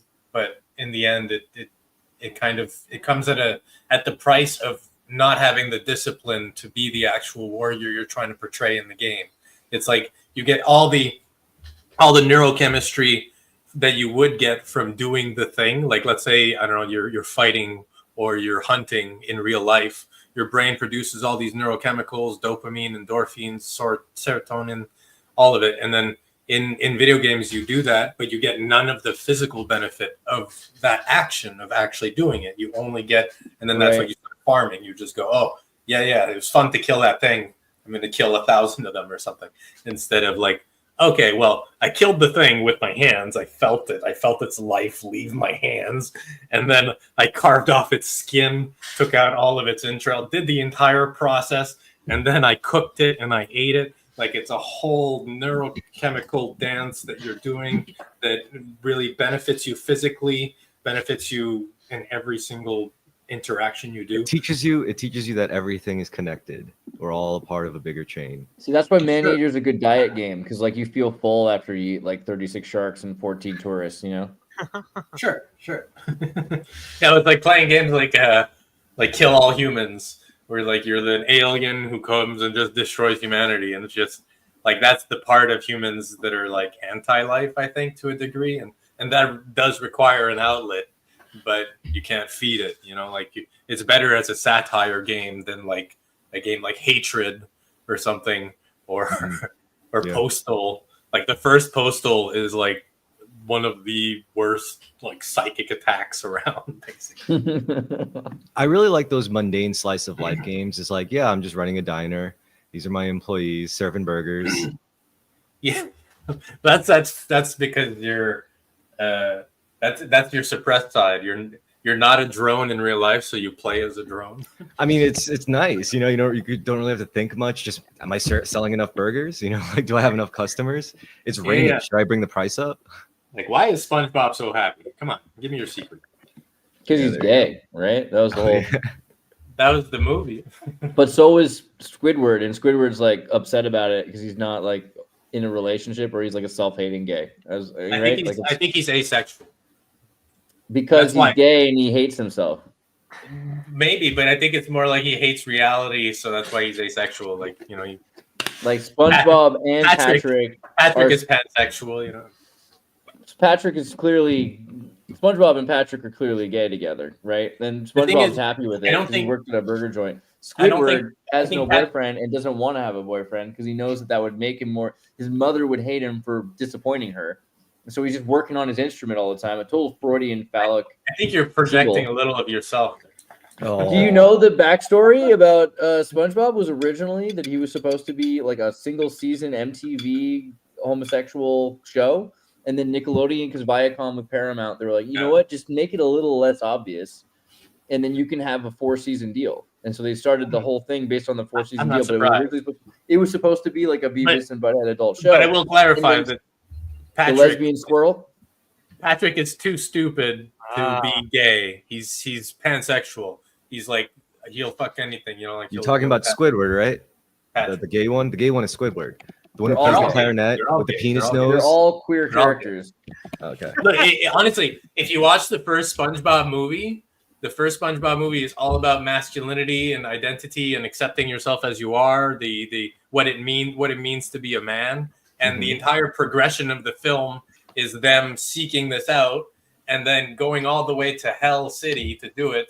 And in Hell, they mix their fluids together to save themselves by electrifying the whole place. So they save themselves by mixing their bodily fluids. That makes sense. They get out of hell. They get out of. They basically they're on the brink of giving up, of surrendering, of committing suicide, and then by the grace of their love together, they mix fluids, and then they get out of Hell City, where they meet the pinnacle of masculinity, David Hasselhoff, and he takes them back to their land. So I'm getting that SpongeBob is for like the queers, and Rugrats is for the Jews. Hey Arnold was for the non-white people, like the urbanites, such as it's for myself. everyone. It's for everyone. Yeah, here. Hey Arnold for poor people, just Yeah, general. it was Yeah, definitely Hey for the Arnold city is ghetto. folks. Yeah, Yeah. poor people. Kind of like Um, Pepper Ann, you know. And for white people, you had like, I guess, Fairly Odd Parents or whatever. Avatar: The Last Yeah, Airbender. God.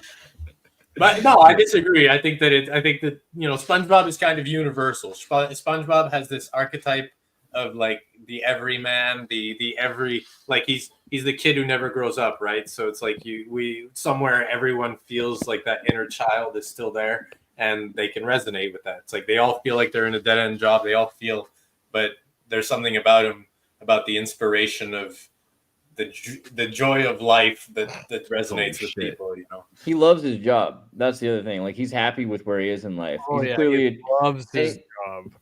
He's a twink, you know, and that's totally fine. There's nothing wrong with that. I'm just saying. And the whole thing with the lesbian squirrel from NASA, and she's like totally furry. There's a lot of stuff in SpongeBob, and that's okay. That's that's what it is. But there was stuff in every single one. If you look at G.I. Joe, it was the gayest thing of all time. You know, so it's like it's hard. He-Man, like all of these are fucking gay as fuck. So anything that's like that masculine is clearly anything that's that obsessed with the aesthetic of masculinity, like is wrestling. probably kind of gay for sure. Wrestling Christina is Marks, Abercrombie and Fitch. dude. Johnny Bravo, I think, was for little girls though, right? Like Johnny Bravo was definitely. But he's a parody. He's a parody of masculinity. I liked it. Bravo, right on. Yeah, but he's like a positive because he's sort of a holy fool. How many transgendered machismo girls do you know? Like how many like short-haired lesbians do you know that love Johnny Bravo? I can name at least 3. They all love Daria. Daria is for white boys.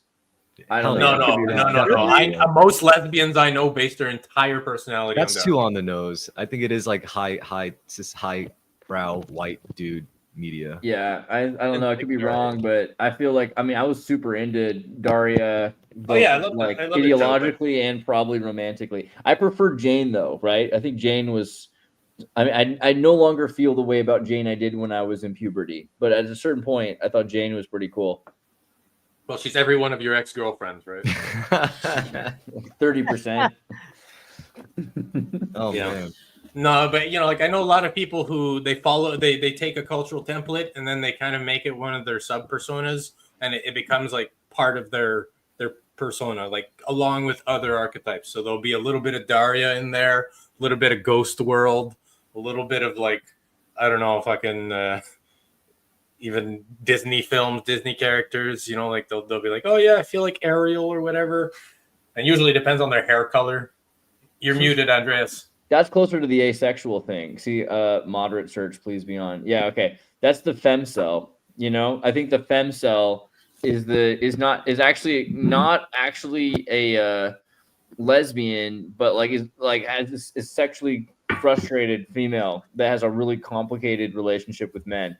Feels kind of awkward, isn't really like pleased by their lack of objectification. Yeah, I think that kind of girl ends up being the glasses Daria character that you're talking about. Well, it's the perpetually unimpressed, right? So they're in this cynical mindset about the world and men and everyone, and they usually fall for someone that matches their cynicism. And that's fine, but hey, it's like I have a soft spot for femcells because that sort of subset of the femcells because they seem to be conflicting with the cultural idea of what femininity should be like, and then they struggle to find someone that appreciates them for how they actually manifest themselves instead of like how they're told they should, and there's beauty. You just got to show them like 3 seasons of Deep Space Nine or Voyager to get them back on track. I know. Yeah. That's all they want. They want Twin Peaks and Deep Space Nine, and if you just sit there with them for like a few weeks. Yeah. They're a little bit smarter. You don't have to watch like fucking Jersey Shore with them or anything, and it feels better. Feels better. Nice. Like there's something about the rejection of the sort of cultural mainstream that obviously, like the person has a little more depth. They're literally deeper in the stream. So it's like, yeah, show me that weird shit, girl. Is the rejection of the cultural mainstream actually depth, or is it just a shallow failure to become a social trad character? Because if you're an archetype, still shallow. it's still shallow, but it's not as shallow as the mainstream. There's levels to that, you know, and like and some people they just and the thing is that there's a counter market to the mainstream, right? And it's like you have mainstream and then anti-mainstream market, and both of them are super huge.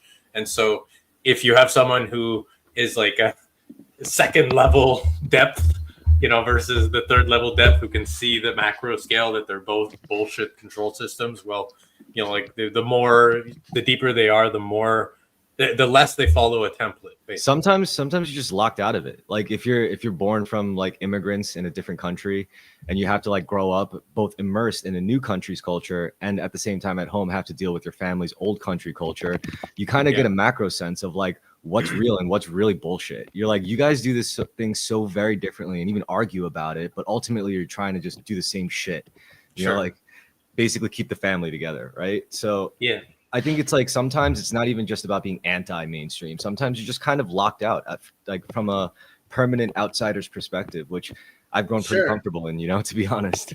Yeah, well, that's like, you know, you have the rejects, and then you have the ones that are rejected by the rejects. There you go. So it's like, oh, you're not a real punk or something. You can't be part of the rejects. Come on, you got to put on got to have the hair. But I think that's okay to be a nobody, because when you truly experience that, it's like, wow, I mean, not for being a piece of shit just because you didn't fit in. It's like, whatever. Maybe I don't have to fit in. Who am I really if I don't fit in anywhere? Oh, well, I'm just me. And there's nothing wrong with that. I mean, it's all okay. You know, like it's part of the process. If someone is following a template, it's kind of like a psychic protection they have instead of like a social network. Yeah, the social networking aspect helps, but also the following of a template when you like, you know, like people who are like, okay, I really like punk music or something, therefore I identify as punk. I'm going to start following the fashion or the aesthetic or even the mentality behind it. Jeez, what are you showing us right now? I don't know why, but I found this weight gain Daphne and Velma transition video. And I think this kind of represents what Hollywood went through in the last few years, right? Because basically, oh my God, you literally just have to you just have to show us the Velma TV show. This is culture. Oh my God, this is wait. What have we done?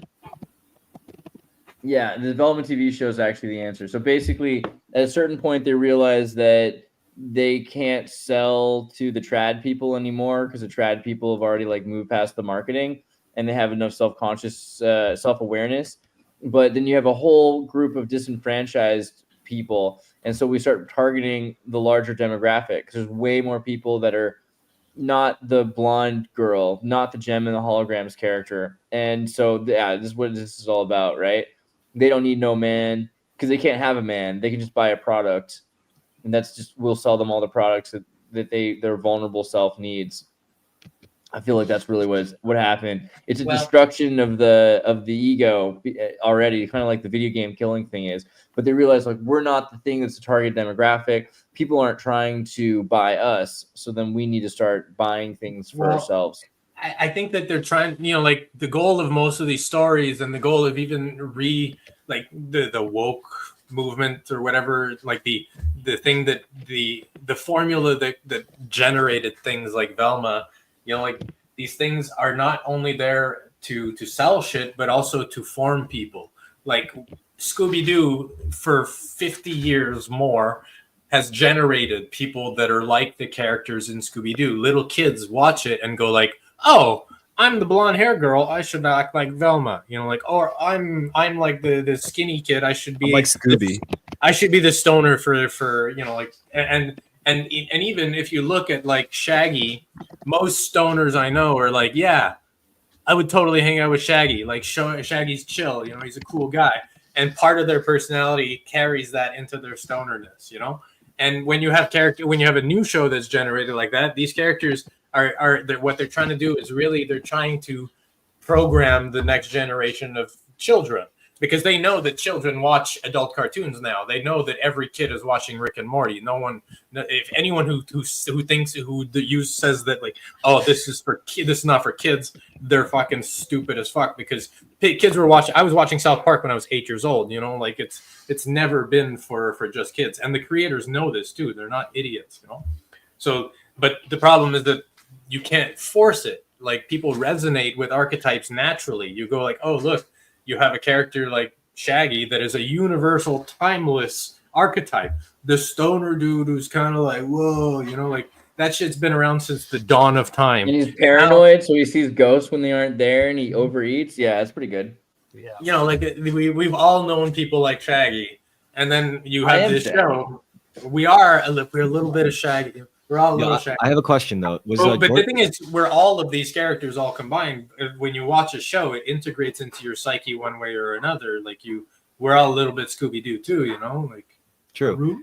Yeah, I got a question though. You mentioned South Park. Was Jordan Peterson ever on South Park? No, not yet. No. Oh man, I can't wait to see that if it happens ever. Yeah, but they don't go too hard on like, you know, like they went hard on Dawkins, but I don't think they go hard on him because Dawkins was more like he's more provocative than his beliefs, while Jordan Peterson's like, hey, like I don't want to say the pronouns, and it's like, okay. Dude, there's you know, they're suing. There might not be a South Park for a minute. You know, they were gonna do it like this month. I think it was supposed to air this month, but it was supposed to air yesterday. But they're not doing that now because Paramount is joining with what's it called, Sky or something like Skydance. Skydance acquired Paramount or something like that. And so they were trying to change the contracts, and they were like contacting other businesses because South Park has a deal with like several other networks. And they said, don't make any deals with the South Park studio that last more than 4 years or that have these. So they're basically interfered with South Park's business. So they're suing Paramount, and that's Paramount, WB, Discovery, whatever. They're suing them for because they were forced into a contract that they didn't want to have. Kind of a bummer. I've been really looking forward to the new South Park, but we got to be waiting until like at least the next couple months. It's like a $2.5 billion deal or something like that. Wow. Okay. Maybe it's time for it to end. Had to end sometime. No, Nah, I don't think it is. They'll do whatever the fuck they want. These guys are like divinely appointed. Like, Yeah, for real. I know Randall Trey Parker III, who was the valedictorian of his high school and prom king. You know, I mean, he's a Colorado. I don't know what if he's. I have to believe he's a Mason. I could be wrong, but I just kind of assume he must be. And then he's got his money guy. You know, like Matt Stone is the money guy. He knows exactly how to make the money. And they used to make fun of kids in BMWs, old men in BMWs, rather when they were kids. And now they're old men in BMWs. So I mean, they're the most valuable show on television for sure. they're up there. Yeah, they have more longevity than Rick and Morty. Like they're more timeless. The little pieces of cardboard, timeless. You know, like it's simplicity as well as its sort of absurdity. While Rick and Morty is nihilistic, self-destructive, self-defeating. While South Park is driven by like the hopefulness of youth, basically. Plus, they took away Rick and Morty from the creators, right? Like Dan Harmon got kicked off his own show, so it's Justin Roiland, no. Justin Roiland, sorry. Yeah. Dan Harmon's still around, but he's not a writer. Asshole. He's not just an asshole. He's a lot. He's a lot of things, but he's actually the hero's cycle around the asshole. Yeah, he's the cycle around it, the hero's journey. You know? He's a conceptual genius, pretty much, because he knows how storytelling works. And if you know how storytelling works, oh man, you can make a lot of money. Yeah, I don't hate him. I can't. He made Community. You know. But didn't he do the weird baby pedophile detective show? Like, I don't trust him either. That seems kind of weird, right? I don't trust him. I don't trust him either. You know, like I wouldn't get him tattooed on my body because, like, if he turns around and like turns out he's a real creep, I won't be like, oh my god, what a shock. You know, like, yeah. But Justin Roiland is way worse, like overtly. You know.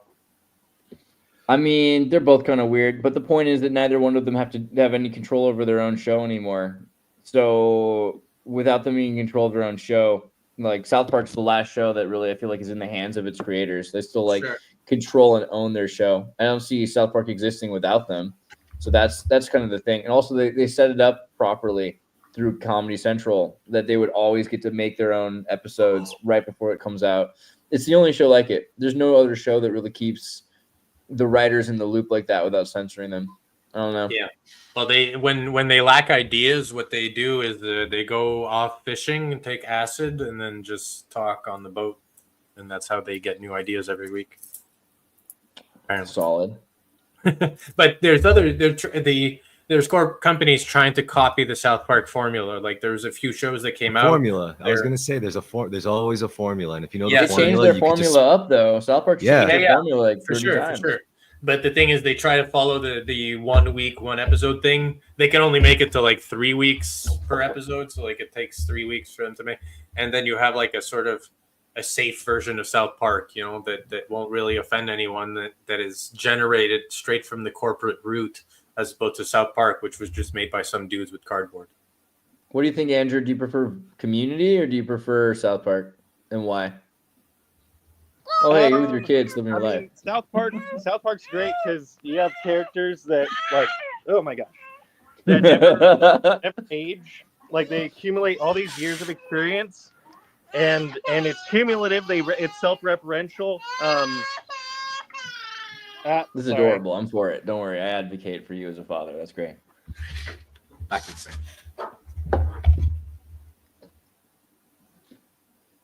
So they had to be outside, but they were getting attacked by mosquitoes because we're all typo positive.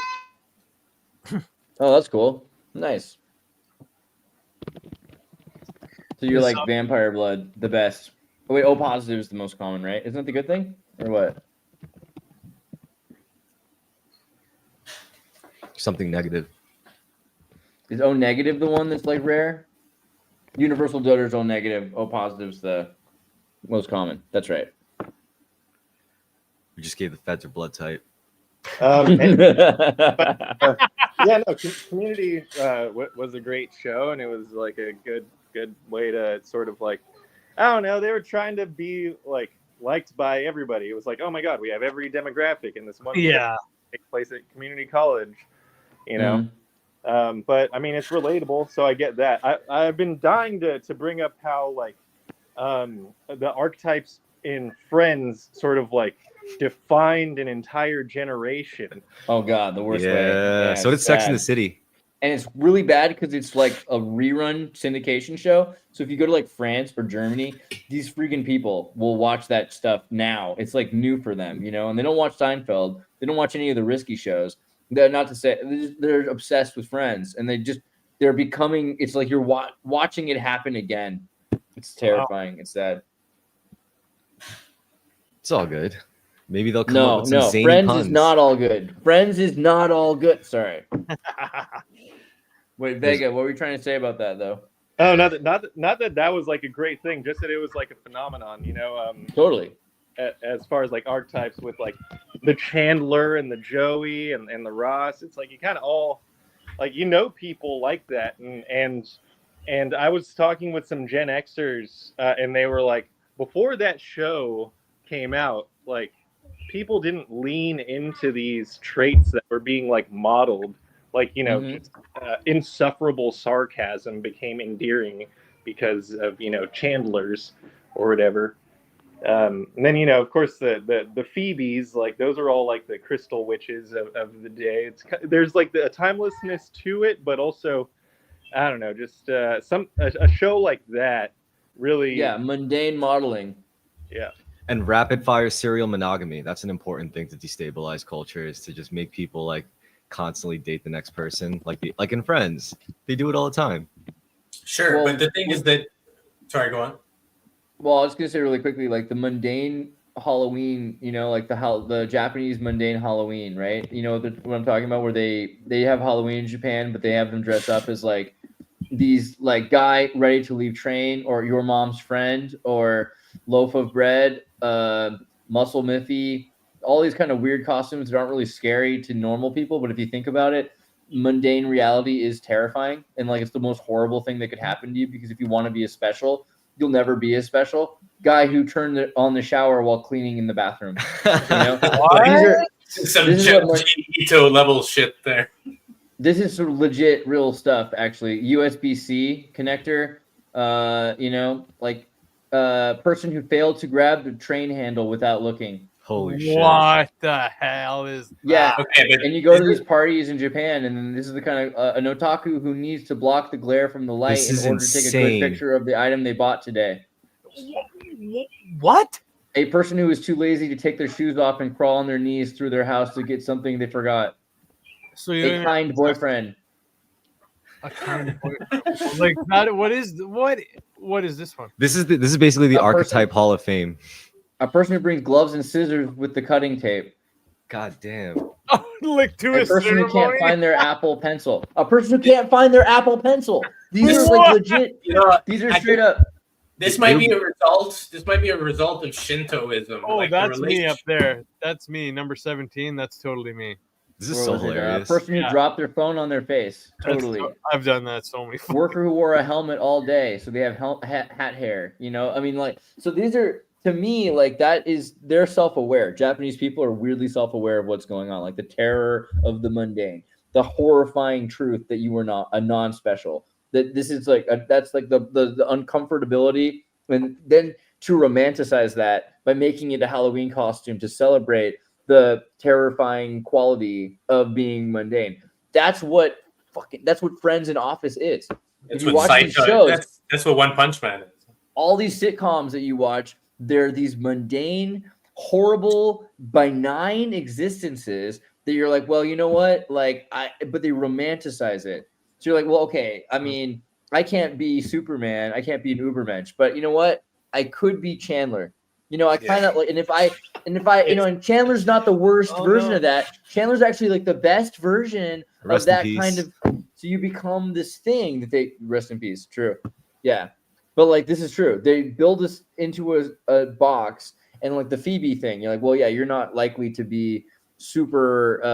You know, sometimes you don't have your feet on the ground. So now you're a crystal witch who went to UCSC and studied liberal arts and lives in a Brooklyn apartment with like 6 other. The whole thing. And every character that you would want to be emulating, you emulate more. That's like what Vega was saying, like 20 years ago, 40 years ago, that maybe wasn't as, I think it probably still was, because sitcoms in the 80s were just as bad in the 70s too. But there was something about the 90s that's so authoritative and authentic, pseudo-authentic. Well, you know, So even the creators of South Park said that they created a bunch of Cartmen, like that they were Accidentally. reckless and that they accidentally created a bunch of real life Cartmen. But basically. Cartman's better than Chandler because Cartman's a demon, like Rick and Morty. Like Rick's a demon. Well, So he's sure, a Uber. it's an anti. Like a satyr. I think I got It's an anti-hero that you shouldn't really emulate, but at the same time, it's an unleashed truth, right? An unleashed truth is still better than like an Office character. Where you're like, well, I could really, you know, if I had to be in the Office, the most boring place you could be, I could be this character in the Office, because a Hollywood actor who is romanticizing that role is presenting that character in such a elusive or alluring way that I don't mind being this Office character, right? And that's what they did with Friends and all these shows. They showed you that you could actually be happy being a mundane, benign, useless tragedy, right? And you're romanticized tragedy. I hate those shows for that reason. I think it's way better to watch a show about a terrible person that is, you know, at least free, than to watch a show about a slave. Yeah, a slave is just to be someone who's happy, you know, to it's be a slave. You know, it's like with Shrek, right? Like Shrek is the guy who's content living in squalor, never growing, never having an expansion. And then when he gets a family, they get contained in the swamp too. Nothing changes, and we can see people who live like that. We can see people who are like, let's just get a swamp together, get fat and disgusting together. Let's get these little snot-nosed brats, and we'll have our own little island. And you know, that has its place. You know, that it does have its place. It's just when you can start creating them through media, like it gets a little fucked up, you know. But as for the, you know, like I think that there's an unconscious sort of autotherapy that goes on with media, though, because like you were talking about serial monogamy, and that's, I think that's a result of the generational trauma we have of that survival attachment that you can't You like if we were married, it was either be married or be alone and probably die. And so now it's like we're in places of abundance, and that abundance creates scenarios where we can be like, okay, well, I'm not worried about the fucking starvation or the disease or the animals that are going to kill me. Now I got to worry about my own psyche, my own mindset, Yeah, and so Uber Eats for love, takeout marriages, right? Takeout relationships. most families end off in divorce, but they live their life with like making the family. You know, like they get divorced usually in their 40s or 50s after the kids are gone. Sometimes it happens earlier, but for the ones that actually raise a family these days, a lot of them seem to separate at some point anyways, midlife crisis, where they're like, hey, like, do you want to do this forever? And then they go, no. Well, it's like, let's if you go. get together because you are sexually attracted to each other, that lasts 10 years or 2 years. 2 years or 10 years if you're really hot.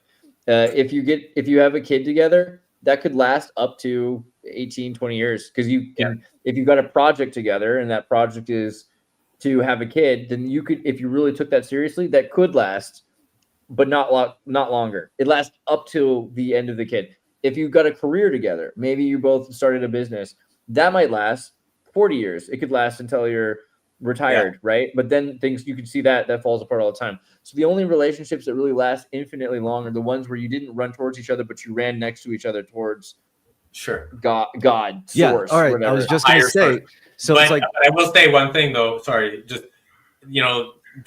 that spiral of relationships into grossness, into the Shrek-like lifestyle, like that giving up together basically makes people last long too.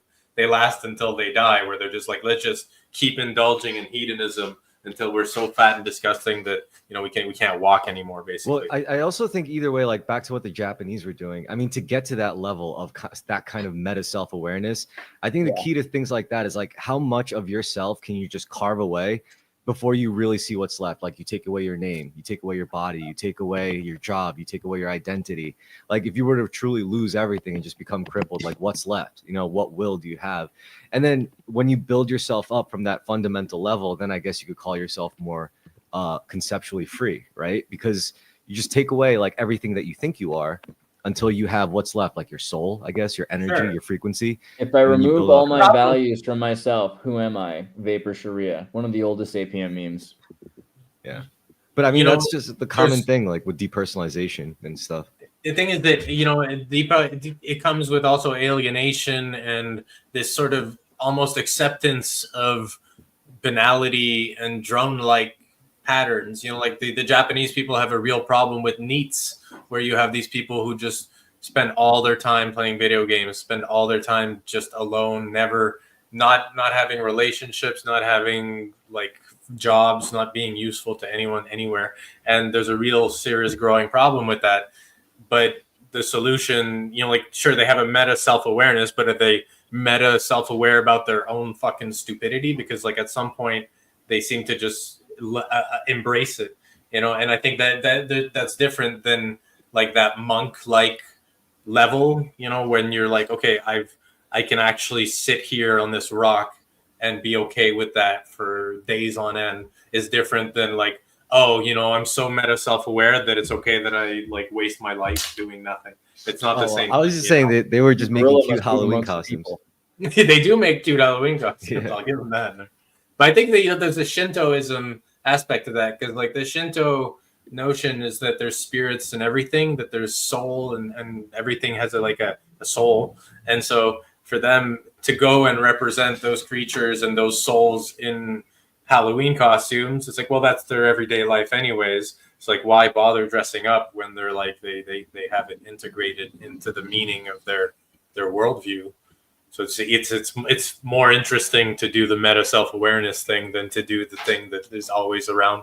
While here in the West, we're like, no, none of that is real. It's all secular, and like there's no such thing as ghosts or demons. Well, in my opinion, the best manifestations of that Shinto shit, right? It was this story of this German professor, and I think he was like doing research in Japan. So he studied Japanese archery, like with the Yumibo or something, and he just couldn't get the shot. Like he kept like messing up. And the monk who was instructing was like, "You're thinking too much, dude. Stop thinking."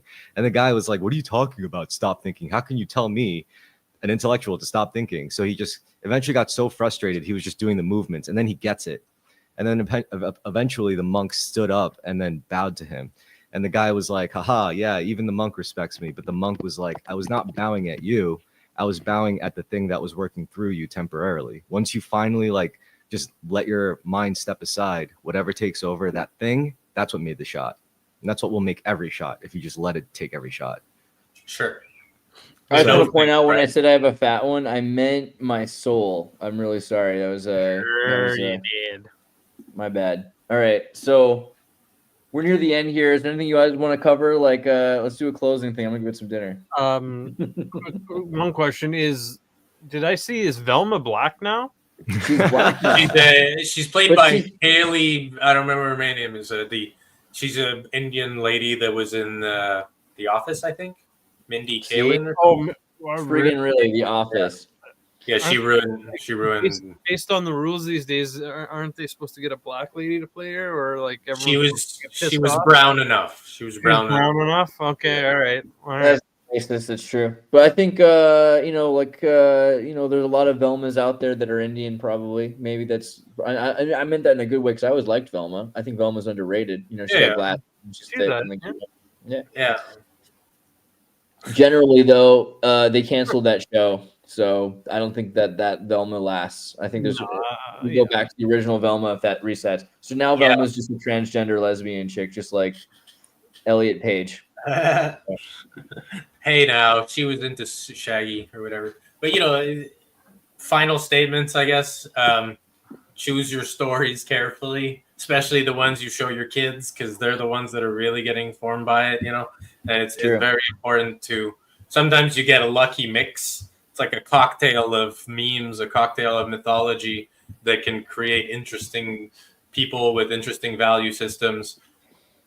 And yeah, so just choose carefully. Like what you consume matters. Like one of my girlfriend's friends, he showed me a band called Hentai Holocaust, and it was the worst thing I've ever heard in my life. And I'm going like, when you treat this as a mantra, like you put it in your ears, eventually it causes brain rot. Obviously, you're fucking consuming rotting memes, so you got to be careful. Got to choose wise. Velma was a tomboy. I think she was just a bookworm, like, right? Wasn't she just like, she was just Tomboys don't wear skirts. So. Yeah, she was a girly girl, but she was just a little thick, or something like that, and which is good. Like, honestly, what do you want that like man body? Maybe you do, and that's fine. Velma did good for body positivity. Andrew here holding the baby, a real manly man right here. There you go. Slender though, slender. So what were you gonna say? You have any thoughts you want to share, Andrew, before we close out?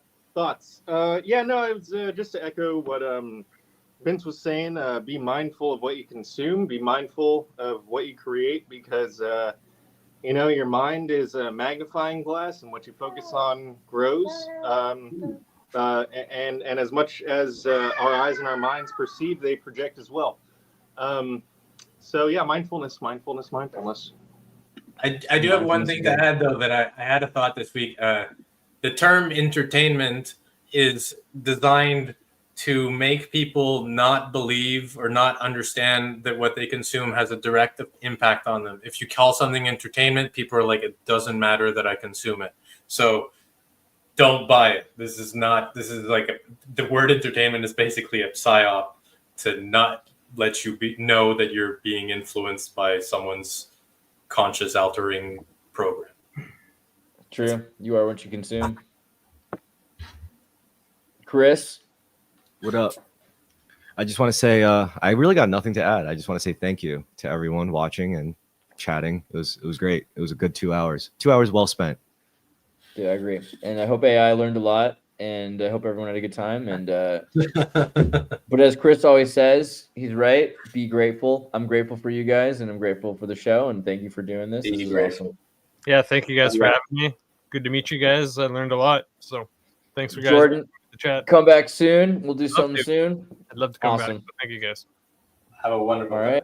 day. Peace out. Advanced philosophy